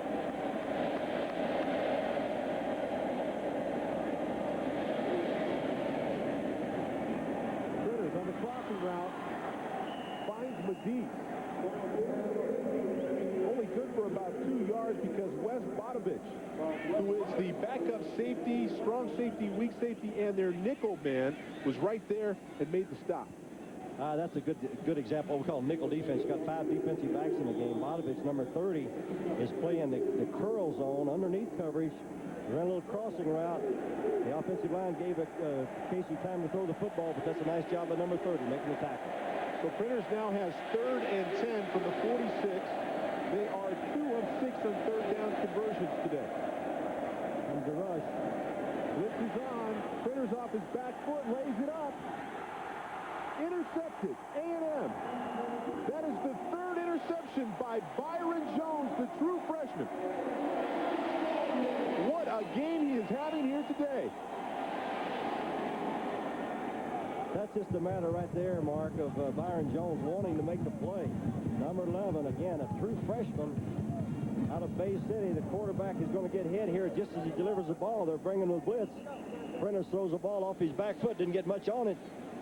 Laid the ball up, but the wide receiver, if you don't make the play, you've got to keep the other guy from making the play. So Medis has got to get up there and be a defensive back, and that should have been an incomplete pass. Jay Brooks was the guy who put the hit on Printers, but again, I agree with you, Coach. You've got to be able to make that play. So A&M will take over. We've got a penalty flag on the first down. It's like illegal motion. You know, Mark, that interception's not all bad, though, because you got the ball. It's as good as a punt, really. If you don't make the first down, you got to punt the football. And A&M now, of course, is backed up on their own 3-yard line. From a field position standpoint, I agree with you, Coach. But from Casey Printer's psyche right now, that's the last thing he needed to have happen was a 3rd interception, especially when a guy like Medis should be able to go up and make the catch. Good point. Good point. Medis, you're exactly right. Medis has got to make those plays. He's got to get up and outfight the freshman for the football. So, A&M 1st and 12. They're penalized half the distance to the goal. Ferris, little handoff inside to fullback. That's Joe Weber, number 28. That's what you call ganging up on the ball carrier. They have a lot of people up on the line of scrimmage. They're playing man coverage when you do that. Man coverage in the secondary, but they're not going to let A&M run the football. Chad Pugh, John Turnstein.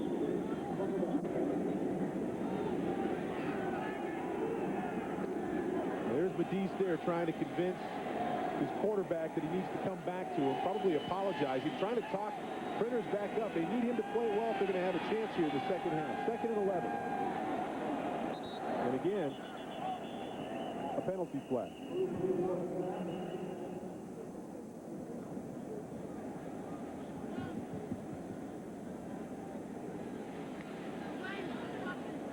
I think this is going to be on number 76, Chad Pugh. Defense, TCU. Offside on the defense. The penalty marked off from the previous spot. 5 yards. Repeat 2nd down. The 5th offsides of the day so far. Watch McKinney. We talked about how smart a football player he is. This is the 50th consecutive game he started for A&M. The minute the defensive lineman penetrated the neutral zone, McKinney snapped the football. Created an offside penalty on the defense. So instead of a 2nd and 12, now they have 2nd and 7. Look at that, 3.73 grade point average. The runner-up to the Remington Award for the best center in college football and an academic All-American. Needs 5 hours to get his master's degree. Derek Farmer with a carry. Chad Pugh, who got called for the offsides, now makes the tackle. Mark, a key third down play here for TCU's defense. You got 3rd and 5. They hold them here. They're going to get the ball in good field position, and maybe the confidence level would get back up. Get the ball in the red zone. So let's call it 3rd and 5. Gary Patterson makes his defensive call and looks on. Got Greg Porter in the game at tight end, so look for a pass play. Pass or draw. Going deep, Ferris throws it up against split coverage, and we have a flag. Goss didn't look back to play the ball. He played the receiver, and flags all over the place. And now we might have a personal foul on top of it all. Mark, I believe you're exactly right. That's obviously pass interference on Jason Goss, number 39, the corner, trying to play man coverage. But I believe we have a personal foul penalty after the play was over.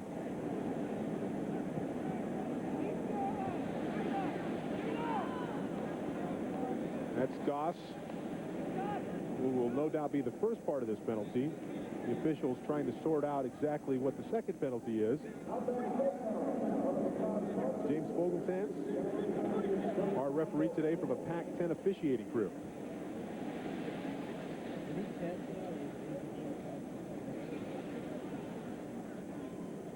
A long discussion. Let's hear There it. are 2 penalties on the play. First penalty is defensive pass interference. That'd be 15 yards, automatic first down. The second penalty is a dead ball, unsportsmanlike conduct against the offense. That penalty is 15 yards, but it'll still be first down. Well, the unsportsmanlike penalty was probably against Terrence Murphy. Let's take a look at the play, Coach. That looks like good coverage. He's got to look back. Oh, that's pass interference. You got to look back for the football. You cannot be pushing the ball. You can't make contact with the receiver when the ball's in the air. And then right there, let's take a look at this. Right there, Terrence Murphy kind of goes after Goss, and there goes another flag. R.C. Slocum gets there, but it's too late. So, Mark, this is a change in college football. 10, Texas A&M. All right, so let's just sort this out now. Texas A&M will retain the football. It'll be first down and 10 as the officials now determine where the ball will be spotted after first the pass interference and then the unsportsmanlike The change this year is now it's first and 10. Last year would have been first and 20. Okay, so they've spotted it at the 13-yard line. It'll be first and 10 Aggies. And they set up in a passing formation. 4 wide receivers shotgun. A lot of people at the line of scrimmage, and here comes the blitz. Little shovel pass, incomplete. TCU saying they have the ball, but that's not a fumble. That is a pass. The ball's dropped. It's an incomplete pass. Good call, Mark. That's exactly right. Now, if the ball would have been a draw play, the ball handed backwards, it's a fumble. But when you pitch the ball forward, it's a pass. It's an incomplete pass. That's a good call by the referee. You can see it right there. Chad Bear all over that play, diagnosed it.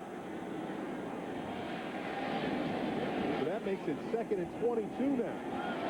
Still got Greg Porter lined up at tight end, so look for another pass play. Shotgun. Pass or draw. Draw inside. That is Joe Weber, the fullback. 17 yards on the play, and that'll be a first down.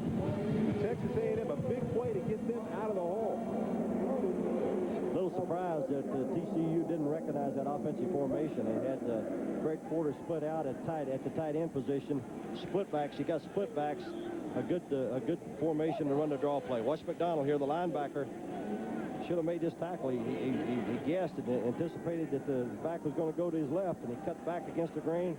The safety had to make the tackle. Well, that was the longest rush for either team today, 17 yards. That brings up a first and 10. Ferris, the sprint draw, the Farmer. TCU penetration, Chad Pugh, the first one to get there. His 4th tackle on the day, -2 on the play. Good good play by Chad Pugh. He plays what we call the two technique. He lines up on the outside shoulder of the offensive guard. 6'3", 277-pound sophomore. Seth McKinney, when we talked to him about Pugh, he said he's a big, strong guy, a bull rusher. And he has been a factor today. 2nd and 12. Shotgun formation. Again, they go back to the draw. Again, it's Joe Weber. Nathan Roach on the play, gain of 8 yards. The linebackers, you got to stay at home and help out. You don't want that big fullback taking on your safety too many times like that in the open field. Well, again, and now it looks like Texas A&M is using all of this aggressiveness, all this blitzing, getting after the passer against the Horned Frogs, and starting to run the draws and the misdirection play. It looks like TCU's defense is getting a little tired of me. They're not flying around here in this part of the ballgame like they did early in the game. 3rd and 5. Ferris over the middle. That would be Porter. Greg Porter, the tight end. Kenneth Hilliard, number 2, makes the stop right along the first down marker. It's going to depend on the spot here.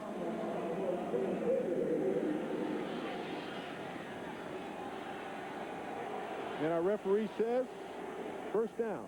Gary Patterson says, you got to be kidding me. Greg Porter, Dino Babers, the offensive coordinator, told us when Greg Porter was in the game, look for the pass or draw. They're taking him out right now, so I'm assuming we can see a running play this time. But Porter's a big target. He's 6'5", 230-pounder. That's good size for a wide receiver. He's also a guy that plays some baseball and will probably make a lot of money doing that. But this might be his final season at A&M. 1st and 10. Farmer on the counter. Hits it up in there. Marcus McDonald on the stop for 4 yards. And we have another penalty flag.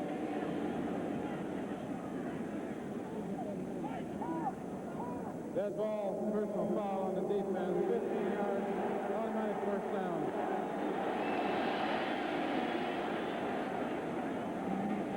So Texas A&M, R.C. Slocum get a gift there. Again, TCU leading the nation in penalties, averaging over 10 a game. Gary Patterson says, hey, we're an aggressive defense. That's going to happen. It's the stupid penalties, and that is what he's talking about when he talks about stupid penalties. TCU already 10 penalties, which is their year-long average for 72 yards today, Coach. And a lot of them have been what we call dead ball penalties. That play happened after the play is over. Had no effect whatsoever on the outcome of the play. I think that was on Chad Bayer, number 48, the linebacker. Looks like he threw a forearm. Frustration showing through for the Horned Frogs. 2 receivers left. Play action bootleg under pressure. Ferris throws it up. He just gets rid of that one. Smart play by the 26-year-old quarterback. Charlie Owens had the pressure on Ferris. Here they bring the safety. Charlie Owens, number 17, from the bottom of your screen here, came unblocked, as you can see. And again, that's a nice job by Mark Ferris getting rid of the football. That's not grounding when you throw the ball down the field past the line of scrimmage. Ferris 7 of 14, 103 yards. No touchdowns, no interceptions, but he's been sacked twice today by that TCU defense.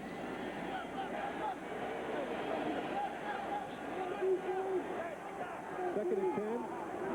Farmer, the deep high back. Ferris audible.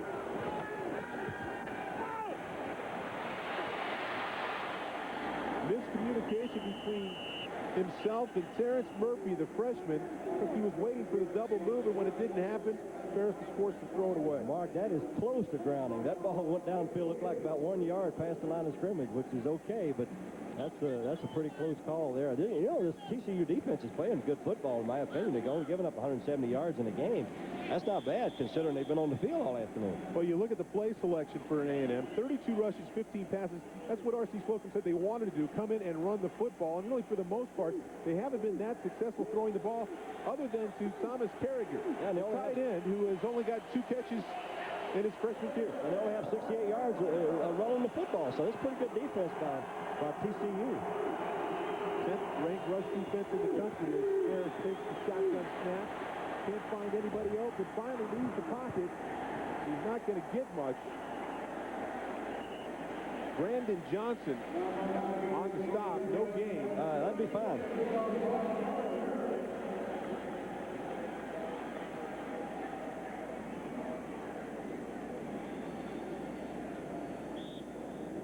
We're going to see man coverage here on the top of your screen. The rest of the guys are all blitzing inside.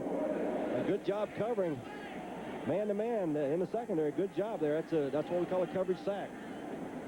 Looks like what we call robber. Man with two men free in the middle. He's going to force the punt now. Escape. Down inside the 10-yard line. Byron Jones downs it, and A&M will go on defense, leading 14-7 over TCU. This is Michelle. Today there are no bright lights, no crowds, no TV cameras. It's just her, the ice, and her desire to be nothing less than the best in the world. Discipline creates performance. AIM funds. The idea is discipline. The purpose is performance. The name is AIM.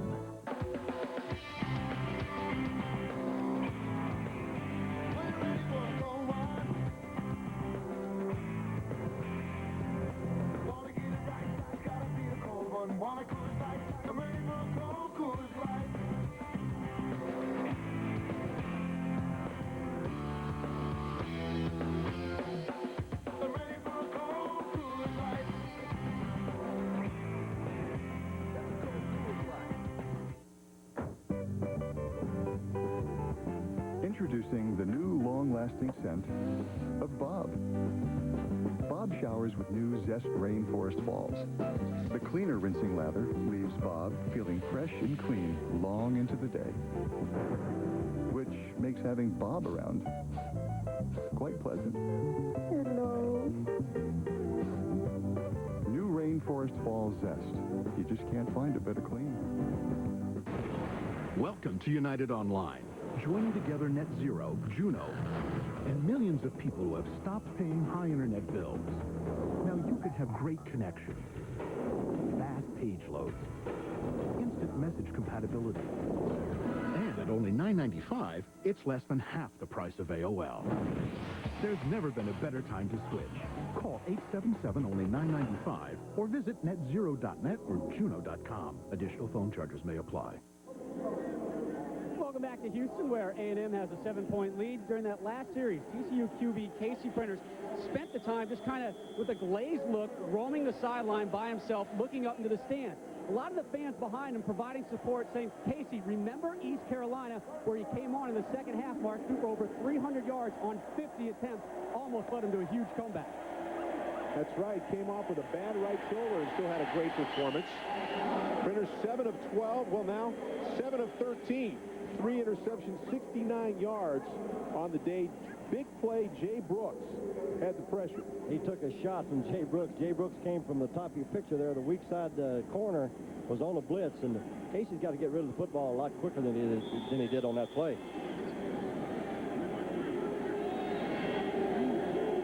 Well, the one thing about the blitz is you get a lot of man coverage. You don't have to read it much as a quarterback. You have to make quick decisions to get the ball out. TCU 2nd and 10 now from about the 5-6-yard line. Ricky Madison nowhere to go. Hit in the backfield by that wrecking crew defense and almost to safety.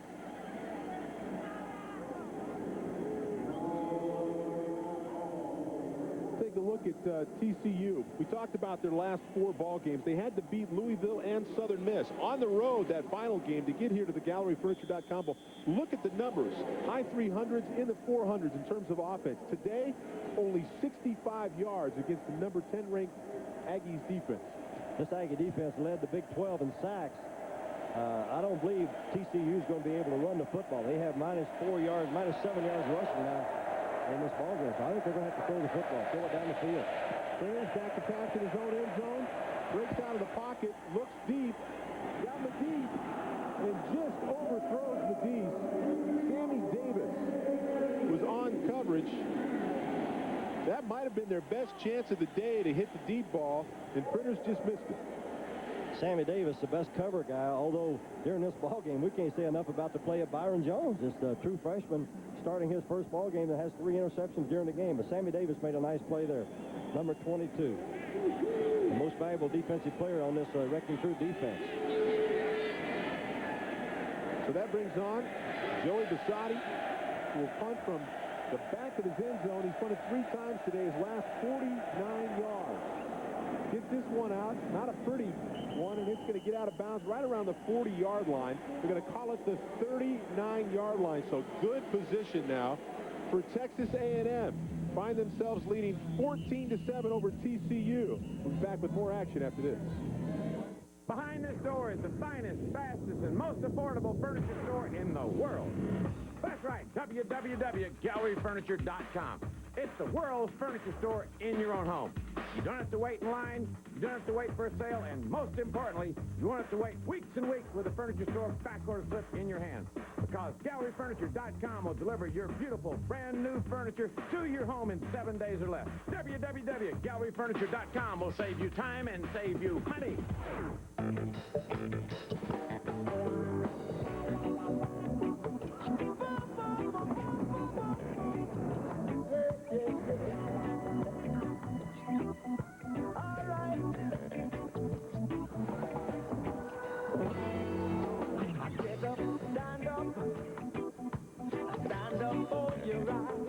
Washington, Texas, Washington, the Culligan Holiday Bowl, Friday, December 28th on ESPN.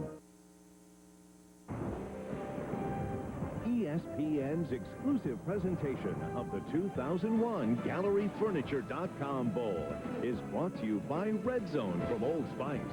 Intense protection for intense people. And by United Online. Internet service for half the price of AOL. Call 1-877, only $9.95. Back in what they regarded as the former 8th wonder of the world, the Houston Astrodome. Perhaps the final big sporting event ever played in this building. The Houston Texans will start next year in 2002 in their new building. Halfback pass by Texas A&M. Badly underthrown. Osher Fleming is the thrower or the passer, Jamar Taylor, the man on the other end, but it didn't fool TCU. Dino Babers told us they're going to run this halfback pass during the game, and this is a good time to call it, coming after a timeout.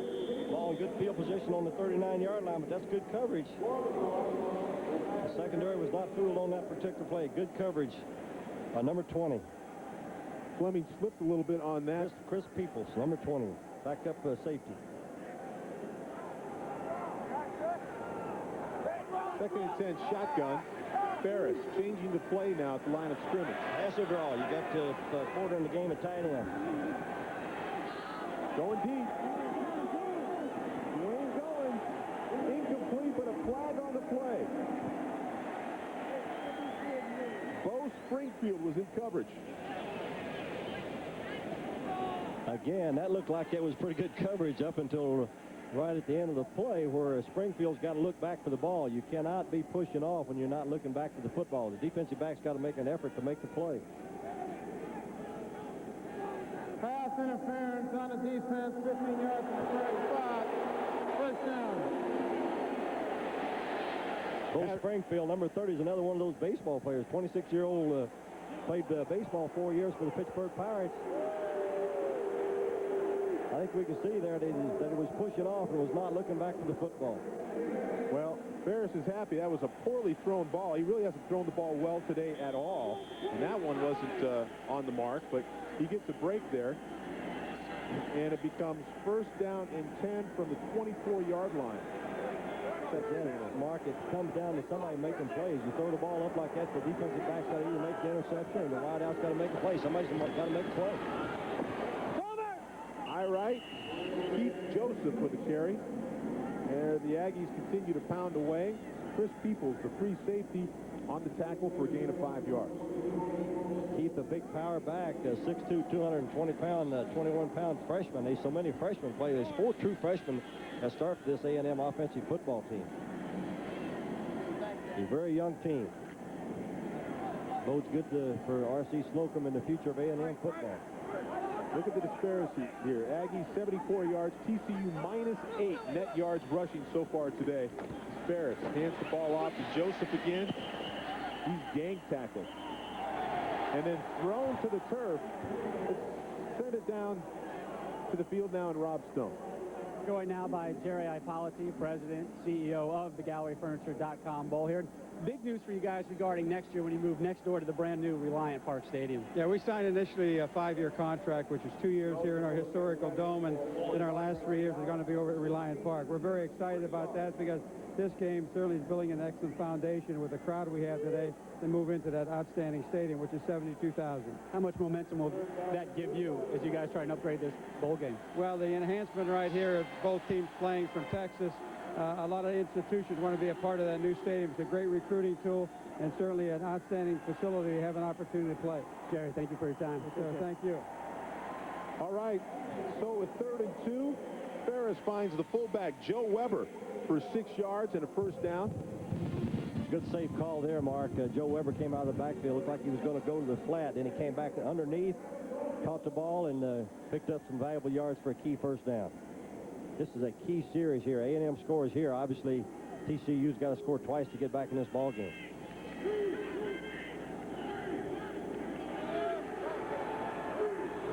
Texas A&M, 15 first downs.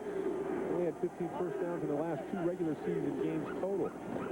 Ferris can't make the handoff and has to keep the ball himself. It was like a busted play. Chad Pugh, LaMarcus McDonald in on the stop. -4 on that, but it looks like he and the halfback miscommunicated here. Almost mishandled the play. I think that was supposed to be a handoff to the dive back, but Ferris either didn't get the ball to him or they had miscommunication on that play. Could have resulted in a fumble. Dwayne Goins, a wide receiver in the backfield, and that's probably why you had a different route. You're probably not used to running that dive play. Yeah, offensively, I don't think you take a lot of chances. I think you come out of here at least with a field goal. Shotgun. There's that draw. They've been running with all kinds of success. Joe Weber spins out of a tackle. Touchdown. A&M is 2nd touchdown of the day. 14 yards on the carry. They've had a lot of success with the draw play. When you throw the football, the draw, of course, complements the passing game. Good call, a well-executed play. Good run by Joe Weber. A big, strong, 6'2", 230-pound sophomore out of San Bernardino, California.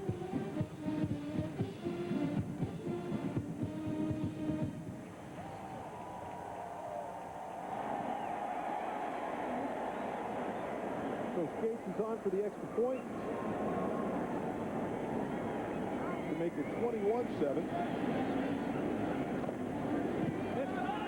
And it is good. So Texas A&M pound away and pound away for the 2nd time today. Joe Weber comes up with a touchdown out of the draw. The Aggies lead 21-7. 7 over TCU. Mark Malone along with Coach John Cooper and Rob Stone on the sideline. We count down in the 3rd quarter. That man, Mr. Weber, scored his 2nd touchdown of the day. 6-play drive, 39 yards, just under 3 minutes. And TCU now is starting to run out of time. Terran Williams, Terrence Dunbar back. Dunbar takes the kickoff. Got some room. Finally brought down out to the 37-yard line. And just a reminder that tonight on ESPN, Boston College meets Georgia in the Music City Bowl, 5 o'clock Eastern Time. That's 2 p.m. in Nashville, Tennessee. Capital One's Bowl Week continues. For more college football information, log on to ESPN.com. And of course, that game will feature William Green. Nearly 1,600 yards on the season, 2nd in the NCAA. Big-time back, Coach. Maybe the best back in college football this year. Only a junior, but I think he's already announced that this will be his last game. I think he's coming. He's going to the National Football League next year. So TCU takes over. Printers now forced to throw the football. There's it downfield. Medis goes down to scoop it up, and they said he got under it.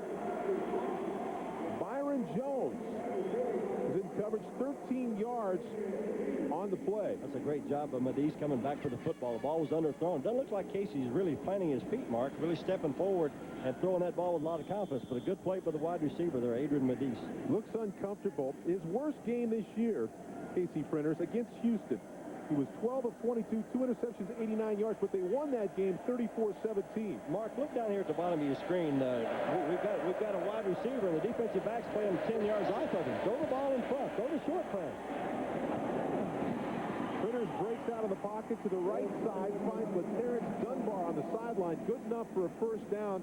After that play picks up 11 yards. Byron Jones again in coverage. We opened the ball game throwing the short pass and giving the receiver a chance to run the ball. We haven't come back to that. When they give you a 10-yard cushion like that, I think you've got to throw the football, give the wide receiver a chance to become a ball carrier in the open field. Same thing again. Look, we have two wideouts down the bottom of your screen. You got two wideouts. They've got one defensive back. Sprint this way, throw the ball in the flat. Defensive strategy changing for A&M with a 2-touchdown lead. Printers over the middle, a little delay. So Terrence Dunbar only picks up about 4 or 5 yards on the play. Amon Simon made the stop.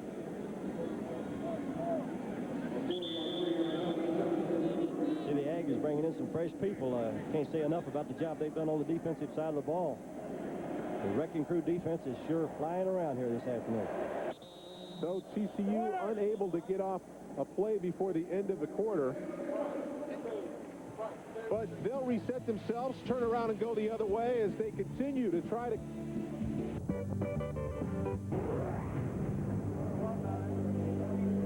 Welcome back to Houston, Texas in the GalleryFurniture.com poll.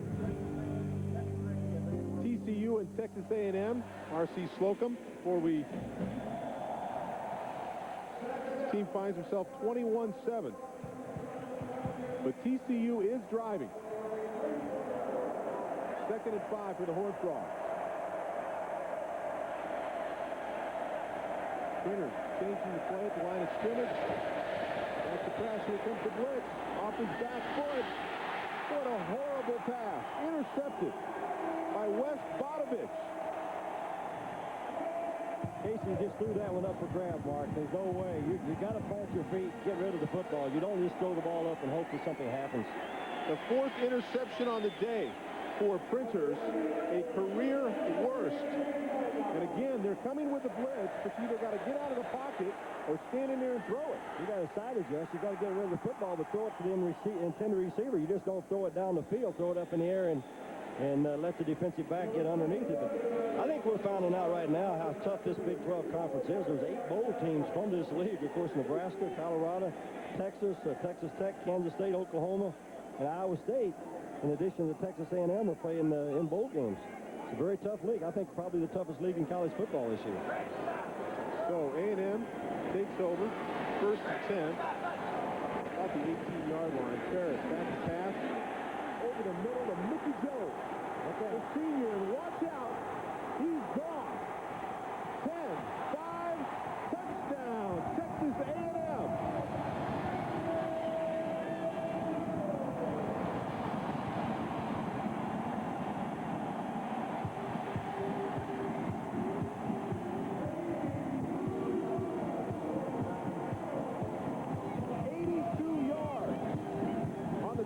Reception from Mickey Jones. I think that's the best pass I've seen Mark Ferris throw today. You play man coverage, you got to take away the inside, and the defensive back didn't do that. And once Mickey Jones got the ball in the open field, you're not going to catch him. It looks like he runs track, and of course there's some great track athletes here in the state of Texas. 14 receptions on the season, no touchdowns. His first touchdown of the season.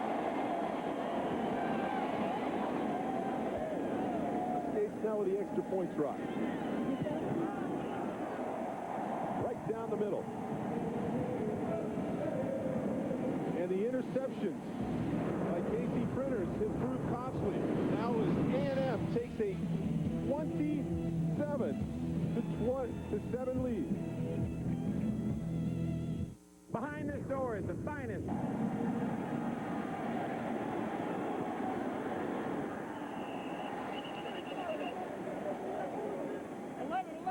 Welcome back to the GalleryFurniture.com Bowl. Texas A&M kicking off with Terrence Dunbar, number 3, with a return. Will give the Horned Frogs possession of the ball about the 25-yard line.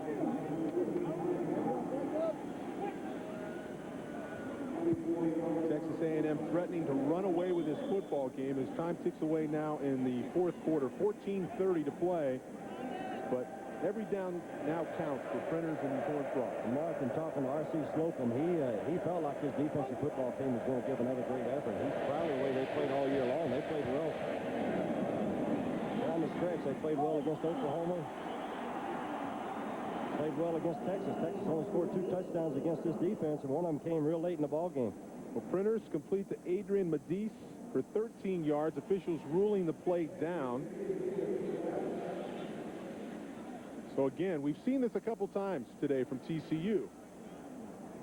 In terms of they moved the ball, but then a critical mistake. We talked earlier about A&M stopping TCU's option games. Obviously, they've done that, so now TCU's got to throw the football. They've got 4 wide receivers here in the game.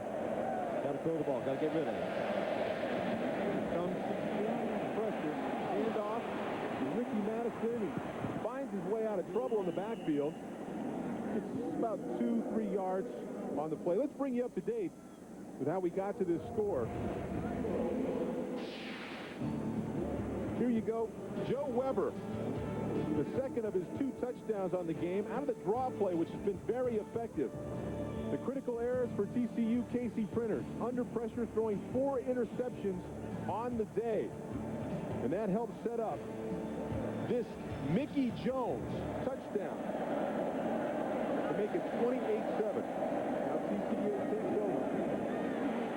Printers in trouble again under pressure. 1, 2, 3 Aggies in.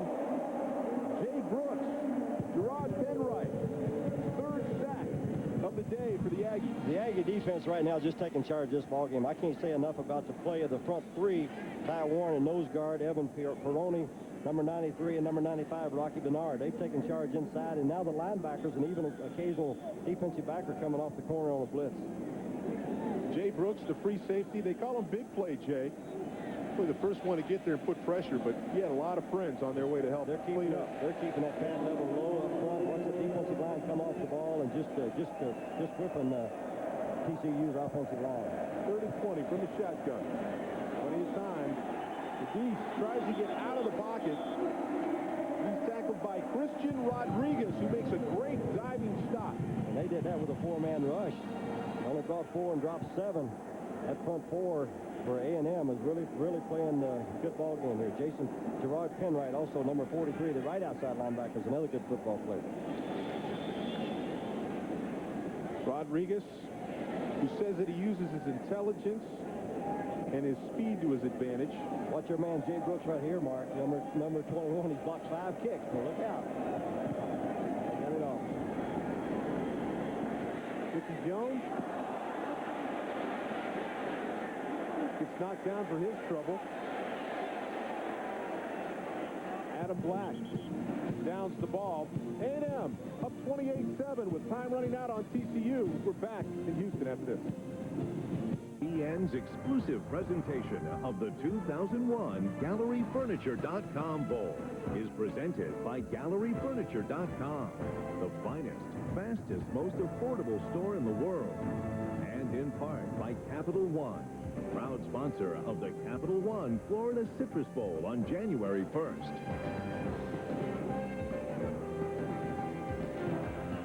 TCU quarterback Casey Printers. 4 interceptions on the day. We said at the top of the show if TCU was going to have a chance, he was going to have to play well. That hasn't happened, and TCU finds himself trailing 28-7. Texas A&M hands the ball off to Derek Farmer, the true freshman. Doesn't pick up much of anything there.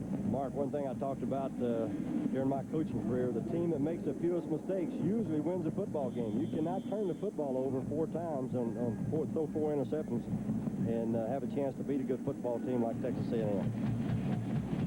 14 of the A&M points have come off the 4 interceptions, so you take that away, and it's a 14-7 ball game. Think about it.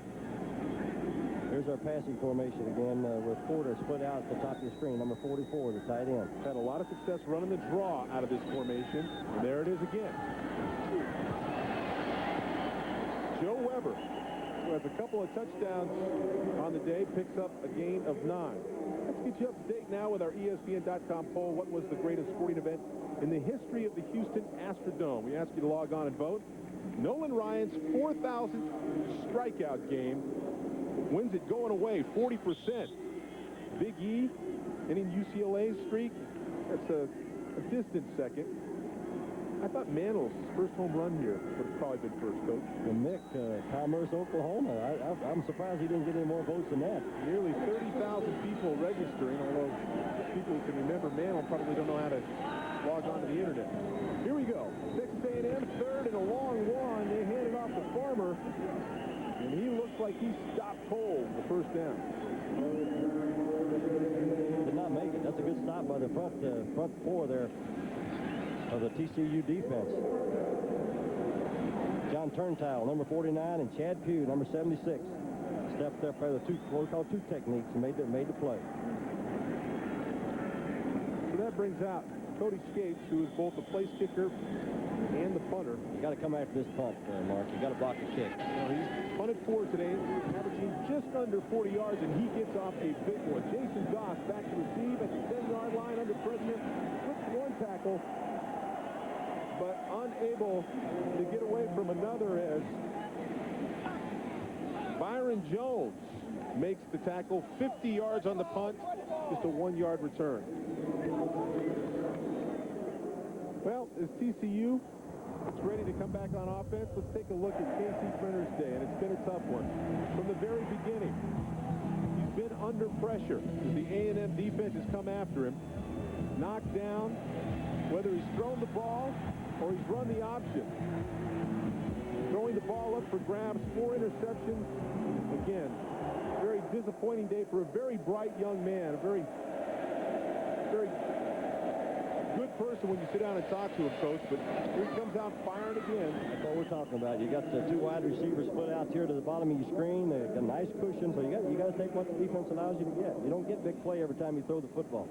Printer's only a junior, so he does have another year. He completes that one to Taryn Williams, number 83.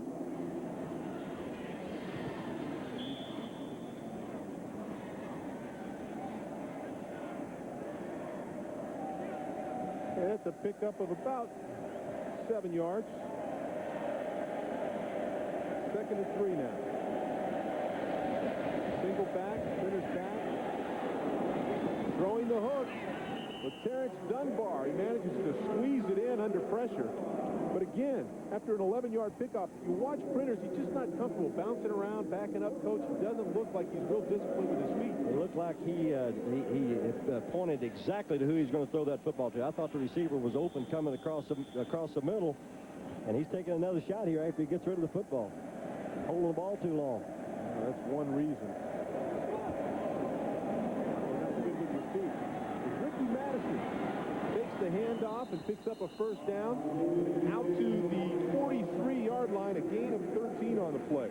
Mark, I promise you, that's a good run against this Aggie defense. They've only given up 3 runs of 20 yards or more this season. That is an amazing stat. I can't believe that the way the teams in the Big 12 run the football, Colorado, Nebraska, people like that. Of course, Nebraska didn't play A&M, but those teams are good running the football in the Big 12. Longest run of the day for TCU, 13 yards on the ground. 1st and 10. Back to pass, again under pressure. Tries to escape and can't. Christian Rodriguez was the first one in, followed by Harold Robertson, strong safety, inside linebacker. Gary Patterson now, the defensive genius, starting to get a little bit of his own medicine, getting people coming after you. These guys are two good athletes. They're very athletic, A&M's defensive football team there. Prentice might have been right. He looked like he was a little upset he didn't get a face mask penalty. It looked like he could have had an incidental penalty there, Mark. That face mask would have called on Harold Robertson, but TCU doesn't get it again. Prentice now gets out of the pocket, looking downfield, throwing across the field. You'd never want to do that. Lucky that one was not intercepted. Wes Bodovich You're on the exactly play. right. He already has one interception on the day. And you don't want to throw back across the grain like that. 10 tackles for loss today. We talked about the TCU defense and 8-man fronts. They get after you, all the tackles for loss, but it's been all wrecking crew. 4 interceptions as well, giving TCU a little of their own medicine, Coach. Mark, a little surprised we haven't seen any screen passes. You know, a screen's a very effective play when you're rushing as hard as A&M's defense is rushing. A lot of times you'll see them run the flanker screen, what we call a jailbreak screen, getting the ball to a good receiver and allowing those offensive linemen to block downfield. So Printers on 3rd and 23. He's already been sacked 5 times, and here comes some more pressure. Rod Penwright chasing him down. Printers can't get away. That's the 6th sack of Casey Printers on the day. Evan Peroni, Brandon Johnson ultimately bring him down, but it was Penwright who flushed him out of the pocket. A little twist by those defensive linemen. They did not blitz on that play. They rushed 4 and dropped 7. Sometimes they even rush 3 and drop 8, but that particular time, you can see Coach Patterson's very upset with his offensive line. They're just getting whipped up front. Blood, Barrick, the 2 tackles. A lot of the pressure comes from the outside. Sadi barely gets that one off. Mickey Jones lets it go. He takes the fair catch. Take a couple of TCU bounces. Down to about the 2-yard line. Mark Walker down to 69 yards on the punt. 28-7, Texas A&M. Back in a moment. Happy with the way his team was playing football. It wasn't wrecking crew defense. So he took his team to task, and our sideline cameras caught him just before the Oklahoma State game. If you put on that suit and go out there and feel play like you're upholding tradition, and you've got some pride in who you are, what you represent. Play hard. Play hard. That's something everybody in this room can do. If you don't do it, I'm going to ask you tomorrow why.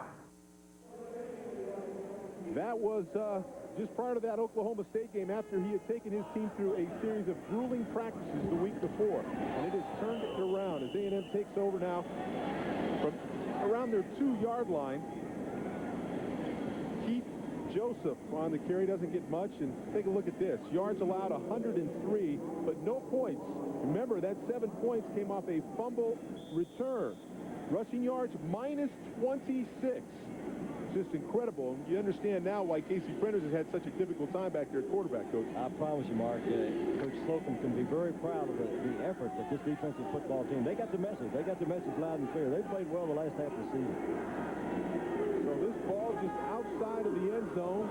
2nd down and about 12. Ferris back to pass. Going deep. Murphy, the true freshman. And that ball not even close. Tyrone Sanders had the coverage. That was good coverage there by Tyrone Sanders, the young defensive back, 5'10", 168-pound sophomore. Had good position, looked back for the ball, had leverage on the wide receiver. Very good position. Well, Ferris had what he wanted, man-to-man coverage, but again, good coverage there. Murphy, pretty interesting story in himself, a guy that has really been very productive as a true freshman. The son of a former Texas A&M player. R.C. Slocum did his father a favor and looked at some tape and ultimately found the diamond in the rough. 3rd and 11 for A&M. Ferris in the vicinity of number 3, Terrence Thomas, tipped by Chad McCarty, or excuse me, Bobby Pollard. Normally, I don't think you take a chance throwing the football when you're backed up like that coming out of your own end zone. But A&M with a comfortable 28-7 lead, got this ball game pretty well under control.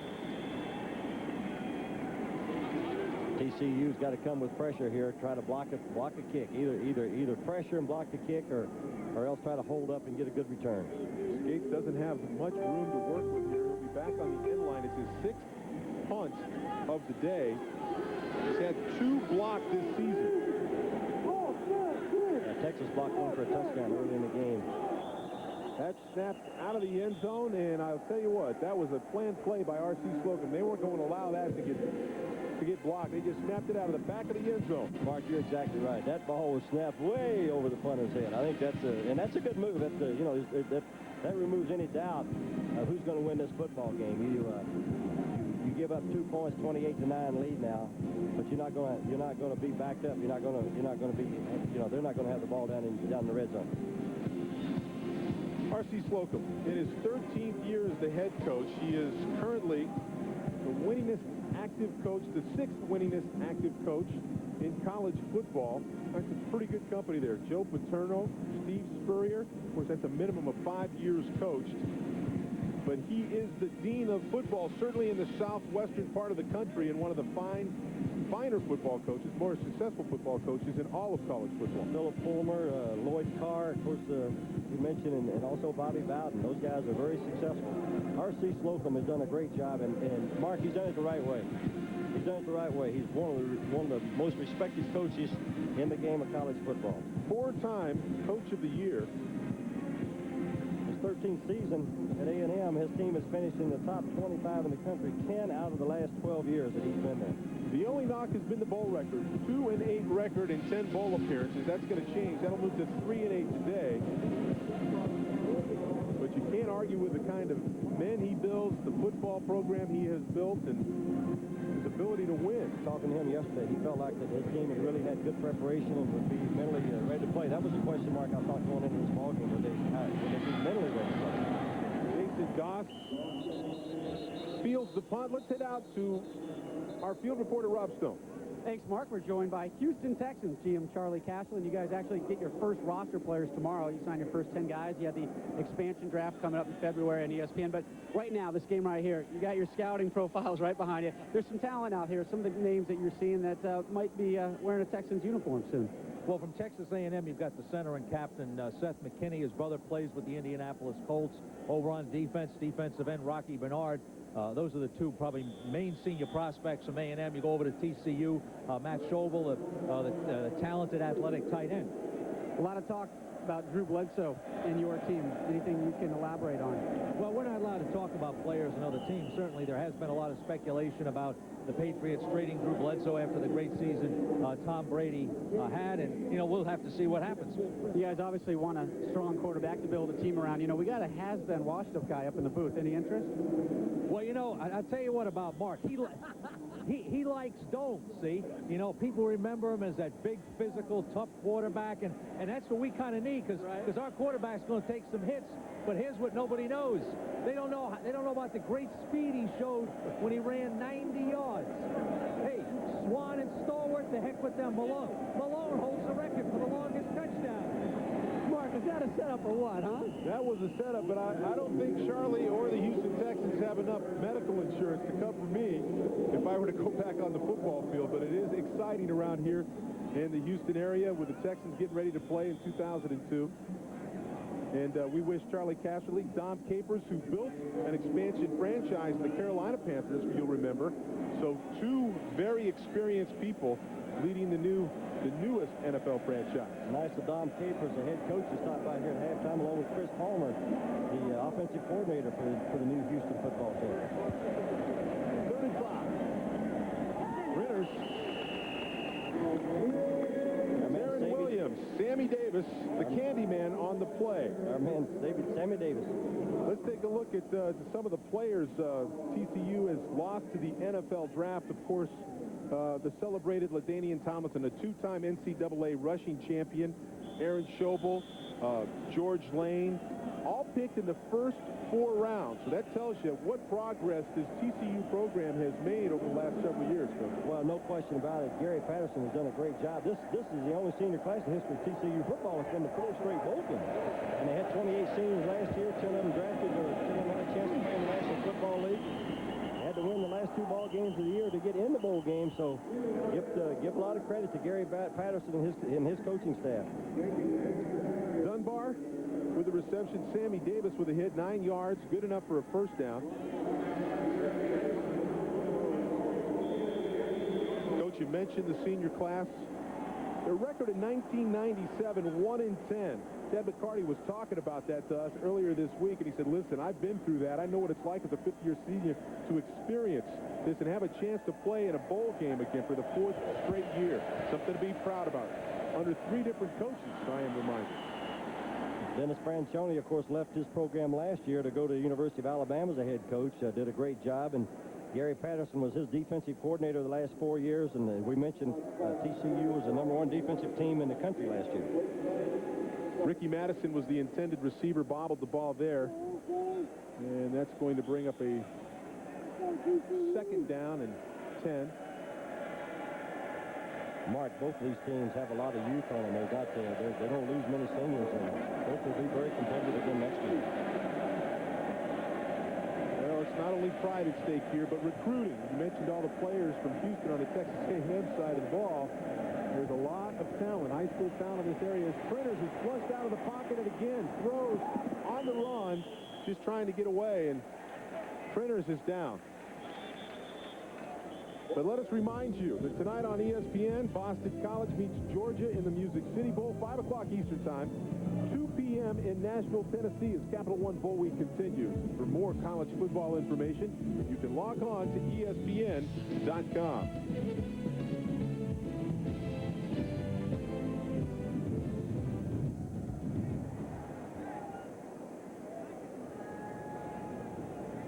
Well, we've called his number quite a bit today. Big play, Jay Brooks.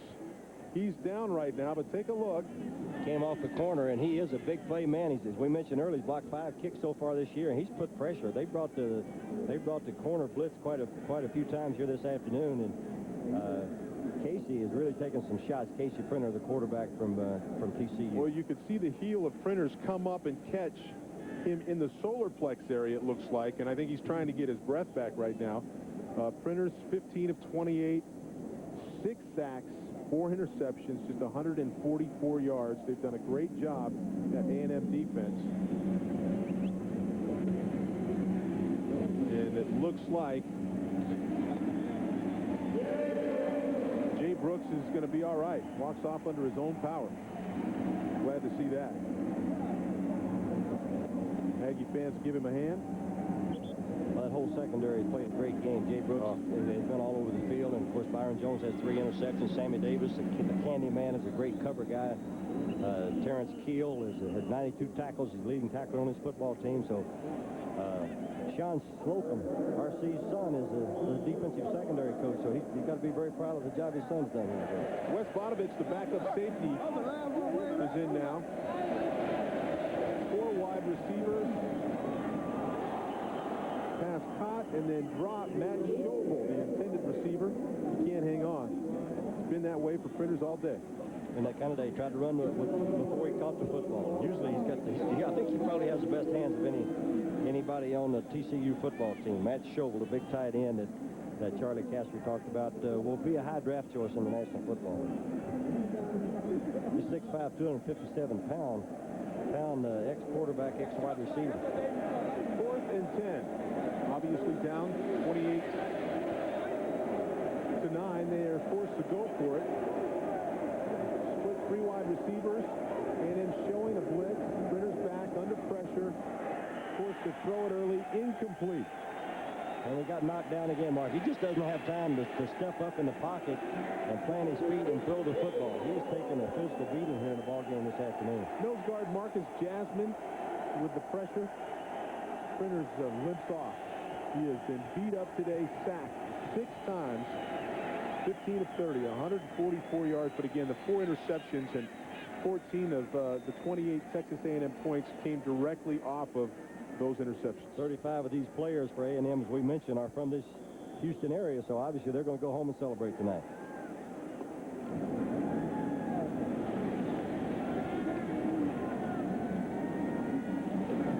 Surprise, we're leaving the first team offense in the ball game here late in the game. Good chance to play some of those young kids. Oshawa Fleming is now in. Running back.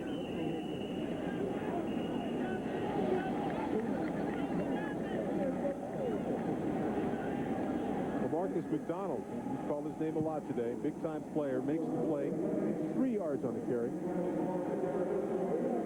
10 tackles for McDonald. We expected that out of him. The offensive line for A&M just wearing down the TCU defense now. Seth McKinney, the center, really had a good ball game. 302-pound senior, again, will be a high draft choice. His brother, older brother, plays for the Indianapolis Colts. 2nd and 7.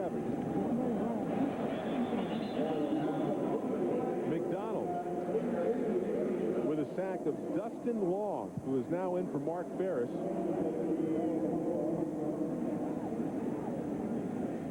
Good to see Dustin Long get in there, number 18. He's 6'2", 194-pound redshirt freshman. Good to see him take some snaps. Vance Smith has got an injury problem, and he was a backup quarterback, but he's not suited up here this afternoon. Well, there's Mark Ferris, the 26-year-old junior quarterback. He, again, decided to play baseball out of high school, 6 years in the Pittsburgh Pirates organization. Dustin Long now at quarterback, and last time Dustin played in the Astrodome, it was for a high school state championship here. So he's a little familiar with the Astrodome, but a little different situation. Chad Pugh on the stop of Osler Fleming there. Mark, how would you grade Ferris' performance as a quarterback this afternoon? I'm not particularly impressed. 9 of 20, 191 yards and a touchdown. The big thing is no mistakes, no interceptions, but it could have gone either way, Coach. I wasn't impressed with his accuracy. Decision-making wasn't really tested that much, but again, I think if they get some players healthy around him, he's got a chance to be a pretty good quarterback, and I know he has aspirations to play in the National Football League. We're going to take a break now. Texas A&M leading 28-9, 2:25 left. Back after this. Winter at Game 6 in Athens begins February 1st on ESPN.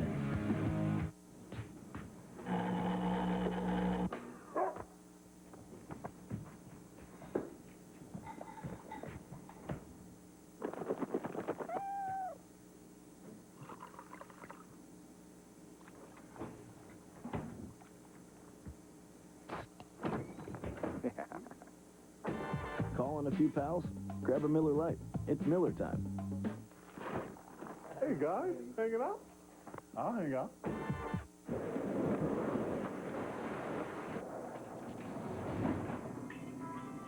Comes in handy, huh? It's a lifesaver. We're looking for a new VP of our Northeast operations. Stop by my office later. Hey, Kevin, aren't you the VP of Northeast operations? Imagine what the Journal could do for you.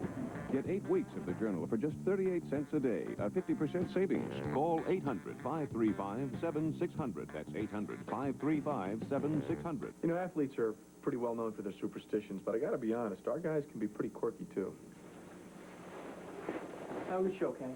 You too. There's this one time Brian had a great show, didn't bathe for 17 days straight. This year, though, it's been a very different story. The worst had to be when Dan spilled clam chowder, Manhattan clam chowder, all over Reese. Had his best show ever. Of course, that got old for Reese really quickly. Yeah. He's in makeup. Okay. Welcome back to the GalleryFurniture.com poll, where A&M leads 28-9 with 2:25 left. And here's our Capital One player of the game, a true freshman, Byron Jones, who hadn't had an interception before, but today he records 3, playing in place of Sean Weston, who was a late scratch, the normal starter at the cornerback position with a hyperextended knee. And what a tremendous game it's been for this young man, Coach. Not bad for a true freshman out of Bay City. Bay City is about an hour south of here. Very good high school football, and Byron Jones has really stepped up today. He's only 5'10", 171-pound freshman. Also, he's done a great job on special teams. He's been the first guy down there. He's had 4 tackles on special teams. Exactly right. TCU tried to pick on him, but to no avail. A&M punts Jason Goss on the receiving end. No fair catch, and then fumbles the football. And they're signaling A&M. Adam Black, number 15, recovers the ball. And it goes from bad to worse. TCU's 5th turnover on the day. Mark, you talked about the defensive scheme that Texas A&M runs using the 4-linebacker scheme, and that's exactly, they are very good on special teams because they got a lot of good skilled athletes. It forces you to go out and recruit more athletic-type football players on the defensive side of the ball when you play all those linebackers. Goss obviously trying to make a play down 28-9, deciding not to fair catch it and make a play. Bad decision. He just drops him. Adam Black makes the recover. We want to remind you that the College Game Day Scoreboard Show is coming up next. Make sure you join Chris Fowler and the gang in the studio. try to run out the clock as we tick down to 2 minutes. Some young football players in the game now. A little fullback belly. Young quarterback Dustin Long, number 18, the redshirt freshman, handing off to number 40. Got to check him on the roster. Well, number 40 coach Kevin Mangum. Kevin hadn't played much this year. I don't have him in my 2 deep, but that's good. It's good to see these young football players get a chance to play here in a bowl game. You know, people don't realize the sacrifice they make, the long hours that they put in during summer conditioning, the winter conditioning program, serving on the scout team, things like that. They do a great job servicing the varsity football team. This is Oshawa Fleming. Got some carries now. I'll tell you. Kenneth Hilliard. And there it is. Look out, RC. They're coming after you. RC's going to be happy. It's good to win a bowl game. It is. It's only his 3rd bowl win in 11 tries. And I think his son's setting him up there, Coach. I think they're setting him up right here. They don't want him moving now. That's his son, Sean Slocum, right there on the sideline beside of him. Was a linebacker coach at Southern Cal a couple of years ago. Worked for my good buddy Bill Young out there as a defensive coordinator. Brian Gamble, their captain and leader, defensive linebacker, congratulating him as Fleming gets the carry again up the middle. And there it is. It's been a long time since he spelled that, but I bet you it feels pretty good. It feels real good. He's happy. And I'm happy for him. He does. He, as I mentioned earlier, one of the most respected head football coaches in the game.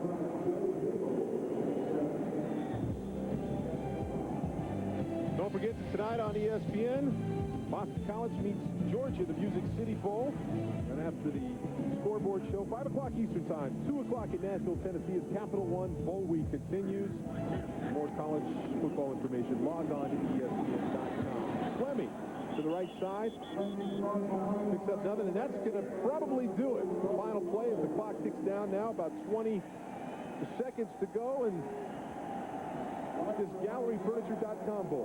I'll be surprised if they will not run another play. That's the kind of person RC is.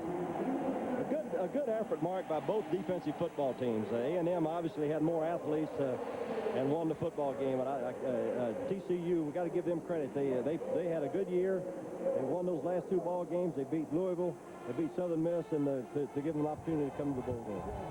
Well, there's no doubt about that. Mark Ferris, who has really struggled, this football team, the A&M offense, only scoring 1 touchdown in their last 3 regular season games, gets some pretty good defenses that really kind of struggled, and Ferris came in and didn't make any mistakes, waited around. That Texas A&M defense really did a nice job in terms of creating turnovers. They battered Printers and created 4 interceptions. And our field reporter Rob Stone standing by now with R.C. Slocum. Rob? And we end that 4-game bowl losing streak and you get an ice shower to boot. What was the difference for you guys? That second half, you just opened it wide. I just saw our defense really played solidly all day. Our offense hung in there. We knew it was going to be hard. This is a very good defensive team we were playing, but I'm really pleased with the way we just hung in there as a football team, made the plays to win the game. You challenged the Wrecking Crew defense earlier this season. Boy, did they respond in the second half. 5 turnovers. Looking up the scoreboard, negative 26 rushing yards. How good of a performance was it? I'm really proud of them. They did a good job. Coaches did a good job, and I'm really proud of the whole football team. Coach, we appreciate your time. Thank you. All right. Well, congratulations to R.C. Slocum and the Texas A&M Aggies at 28-9 victory over TCU. And that's a wrap for this game. We'd like to join us over on ESPN News for John Cooper, Rob Stone, and our entire ESPN crew. I'm Mark Malone. Chris Fowler is in the studio now, and he'll have the post-game report. This has been a presentation of ESPN, the worldwide leader in sports. For more, log on to ESPN.com. All right, Mark, thank you. As the Aggies sway and sing there in the Dome, victorious over TCU. That's game 1 of 3 on Verge Friday. From the climate-controlled Dome to the chilly temperatures in Nashville, the Music City Bowl. It's BC against Georgia. We go to Mark Jones and Chris Spielman now for a preview, guys. Yeah, it is a little chilly, Chris.